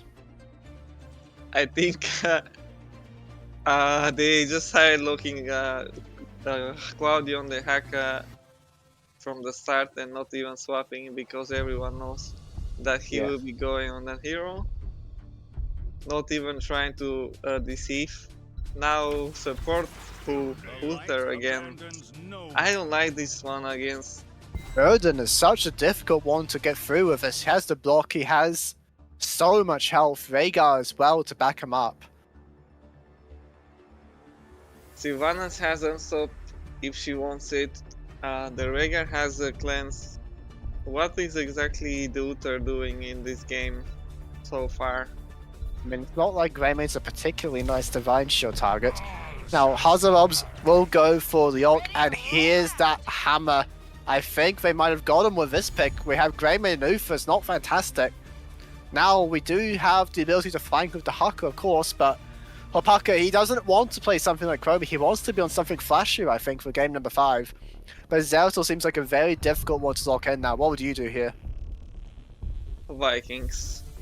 Vikings! Oh my goodness. Oh, it's 0-2. The predictions today have been on point, I think, from both of us. Now, mention the story again because it is important. Game 3 of Freakz vs Bobby Kotick fan club. The fan club picks Hammer. They tried pushing. Freak's team were Johanna the Hacker, Greymane, and Zeratul, I believe it was. Not Uther. I think it was Karazim. And 2 minutes in the game, they were 2 levels up. Now, I don't think such a disastrous situation will happen again, but we don't want to see this Greymane free pushing. and Leorc is not the best at defending against it. I don't understand why Leoric. There were so many better heroes available, I think, for this type of draft. In any case, we are now into game number 5 for all the marbles and everything else. Blue team Geilen Banger, Meneldo Veigar, Ultralisk, Sergeant Hammer, Alcensider, Murden, X-Ray Sylvanas, and Hazarobs will be Leoric. Right hand side, Freakz is Freakz for upstart challenges. Dobby playing Zeratul. Out of order is Ufa, Hopaka, Greymane. Freakz will be Johanna, Cloud Destroy is the Hucker. Ultralisk starting bottom, they don't read it correctly this time. They lose the 50-50. And that means the tank is going to start going burr. Unless their plan, of course, is to try and race against it, as mentioned before. X-Ray, in that case, is here to match. There is the Uther again to race with, not that exciting. Oh, Leorc. Drag. A little late there, I think, from Cloudy. Everyone survives, and Ultralisk starts his siege. Already a good start for them. I really like their chances in the early game to get very far ahead. Obviously, Sylvanas' hammer is very strong. And it's going to be Dobby bringing out the Zeratul, not Hopaka. And he's taking a lot of damage. Going to have to recall, losing to the tower, as always, the MVP of the games. As Ultralisk has gotten the siege started. Freakz going to try and match as best he can, but I think this is very good so far for the blue team. Well, last time we saw Ultralisk on hammer, he was solo killing everyone left. Oh yeah, he got 2 solo kills somehow, and now here's a solo kill on the other side. Hopaka gets the kill, trying to break down the door to escape. There we go, disengage, but Alcensider, can he reach? The answer is no, but Hazarobs bonks him anyway with the mace. I don't even know. Hopaka jump on the Sylvanas C, right? That's yeah, and he ended up on the other side of the wall. Yeah, 1 for 1, not bad, I think, for them, but it's the hammer problem again. And it's going to get worse because X-Ray is down here now to start up the Bruiser Camp. There is no way they can defend against Hammer, Sylvanas, and the Bruiser Camp. The only option is to push into it, but I think Hazarobs can delay by enough at least. Freakz on zone will be completely useless to try and defend this. We see Zeratul as the last pick, and it's not got any sort of disengage potential. Defense, rather. We'll see a base race, maybe even. And I like Murden on the defense as mentioned before, but Hazarobs taking some damage here. And the race is just so good for the Germans, isn't it? X-Ray, Meneldo getting to it. Meneldo nearly losing to the fort. And actually the hammer has come up for the defense here, Ultralisk. They're happy to slow it down, keep the structures up. Which I don't mind, I suppose, given when it's down and it's difficult for them to flank. X-Ray has enough firepower to bring the fort down, and they don't want to do anything silly like going for the keep. Sylvanas nearly went down there, actually. Oh, actually, here's Cloudy. They're gonna get it. There's the drag. X-Ray gone. The fort was taken out at least. Yeah, in game 5, they show some risk-averse play. They send the hammer to defend instead of just flipping on a base race or something weird happening, and it nets them a fort. Now the XP is a bit in the favor of Freakz. And also this objective, it will probably never get. Oh, they're not taking this. Yeah, we've seen this before, enough to know. As there's some more killing, Hopaka jumping on in, gets the Leorc, going to respawn of course, but it's more map pressure, it's more XP for them. Passive XP from the keep, the fort rather, will slowly bring it back, but not by all that much. Now, I'll bring attention to something I wasn't expecting. Dobby is going cleave build on Zeratul. We might be seeing a VP on top of a hammer.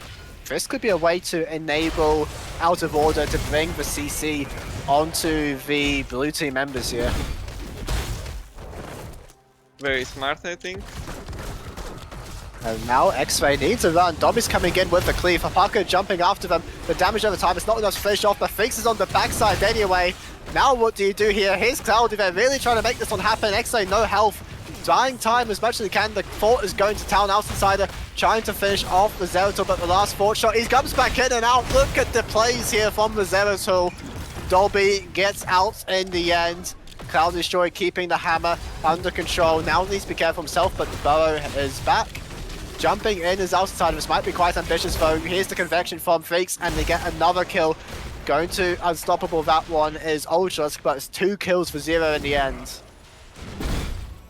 5-man dive under the top fort, so very nice gameplay there, but eventually the fort survives and a level lead almost, but Leoric right now conducting a big wave. Ooh, they decide to get this objective, but Hammer Sylvanas are hitting the buildings in the meantime. Yeah, Peldy can't do anything to prevent it, just going to move down and find Outsider. They're going for the trade here.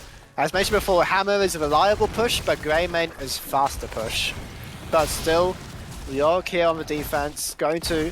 I mean, he's not going to slow him down, I'm not going to be mincing any words with that one. As Hopaka is going in, here's the Divine Shield, they're going to get the kill under the fort. Outsider with the block.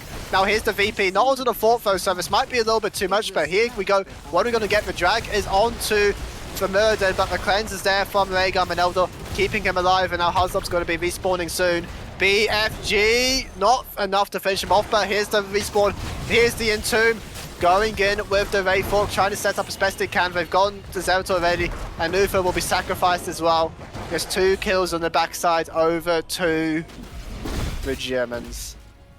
Another dive, this time not 5 men, and it went bad even with the level advantage.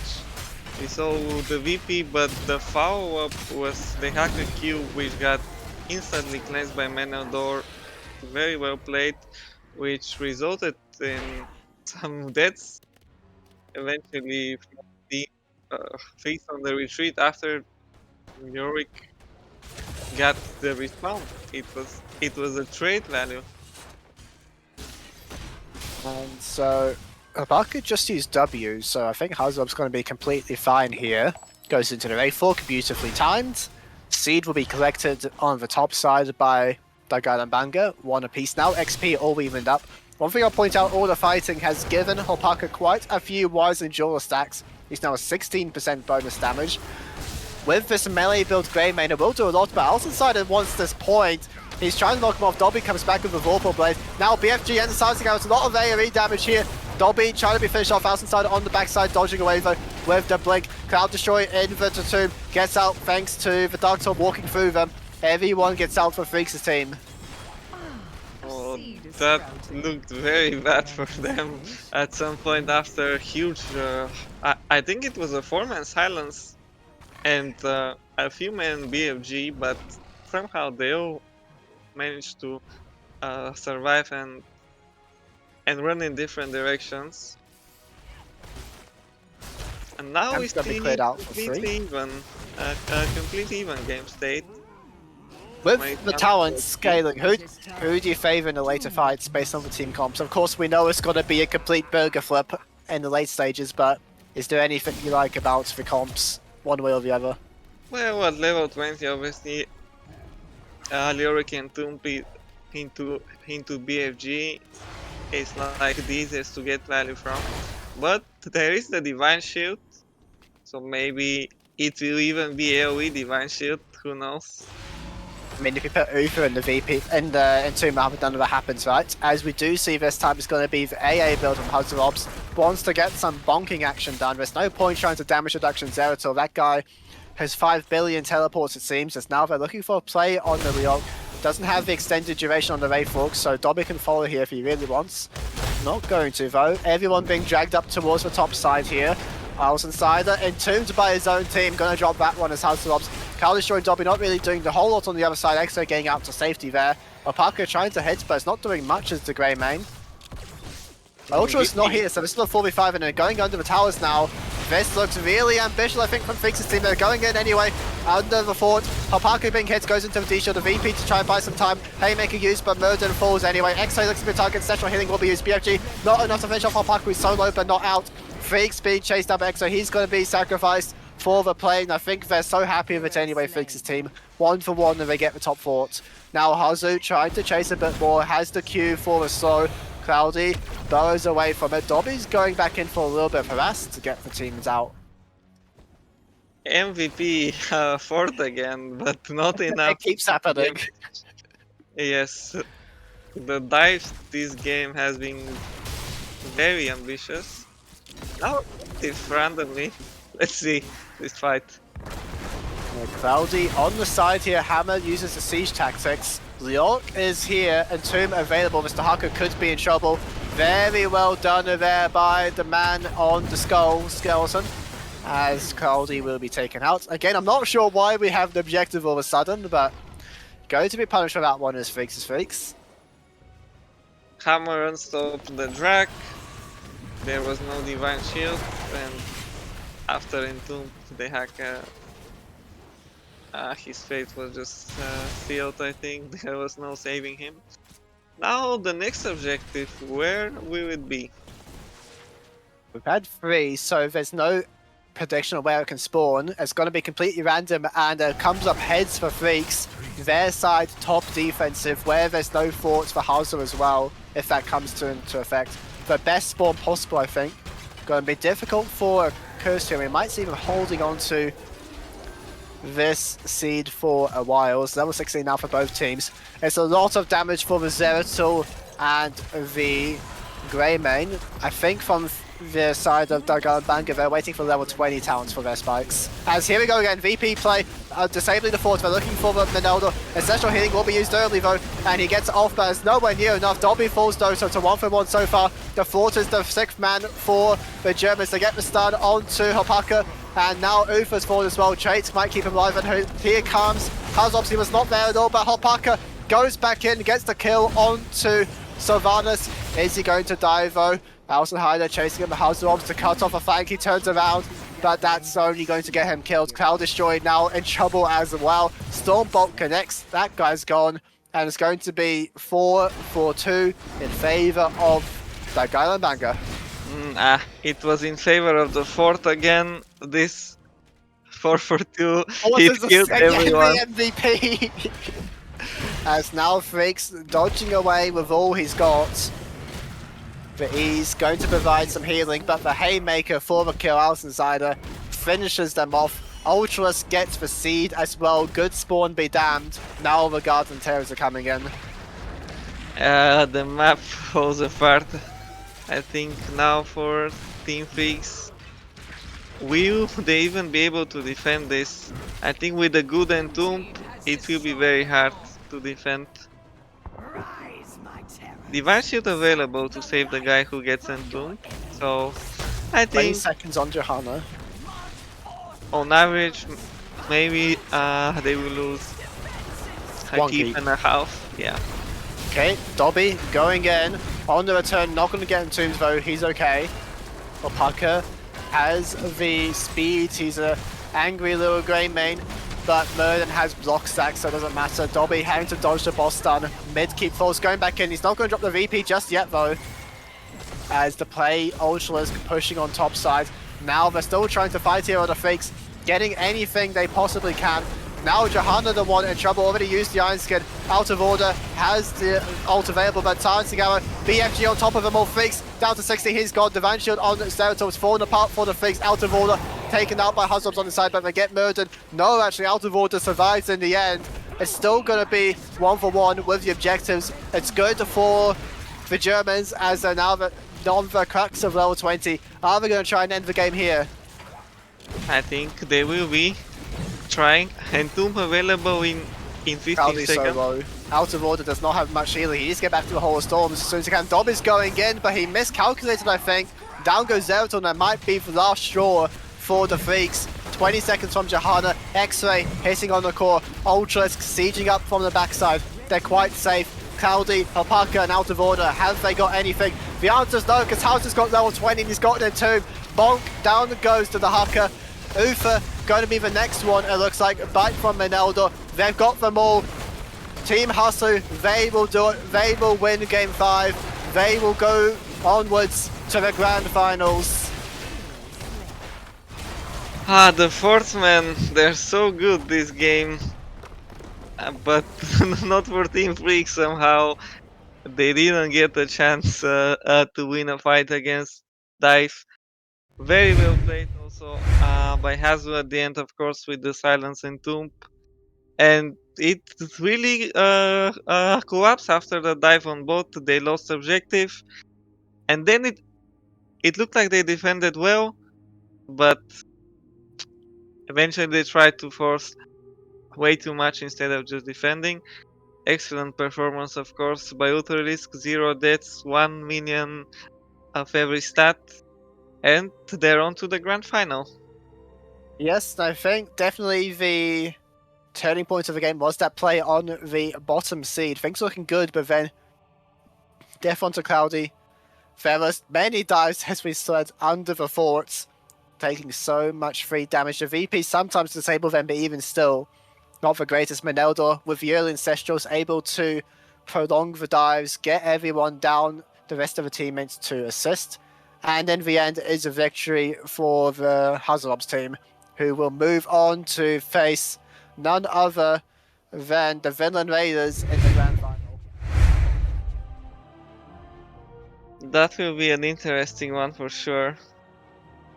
I wonder how serious they will take it, because we see that when they are playing their best, it is very hard to stop them. We didn't even see some of their spicier picks today. Like Liming was not even played, and they have Ultralisk and Halcyon on the team, which are, I don't know, probably the best remaining players in the game on Mink. We didn't see the Avarak or the Medivh as well, so they have a lot of strats left in their pocket, I think, to win the grand final. Is it a best of 7 or a best of 5? I want to say it's a best of 5. There's our production coming in to confirm, so can look forward to that one. Maybe you'll go to 7 games regardless, and that will be next Sunday. Before that, though, we have the other divisions with their final games. On Saturday, we have the Division 5 Grand Finals, and on Sunday, we will have Division 4, so those are available to look forward to this weekend. Well, our favorites are obviously Division 2 and Division 1. There was a match today in Division 2, a semi-final, so we already know one of the finalists there. Checking now, because of course we were not able to see that one. I haven't done the results yet, so leaving us waiting on that. But in any case, it's going to be Geilen Banger with the 3-2 win. The Freakz going to take the final spot in the Division 1 Grand Finals. And that is, I mean, definitely credit is deserved to Freakz. They did not make it easy for them, despite some role swapping and having a bit of fun. They fought well, they had some very nice plays. They were quite decisive in their initial win on Volskaya Foundry as well, so it's not like they were gifted these wins. Yeah, I think we had maybe even the best series of the season so far.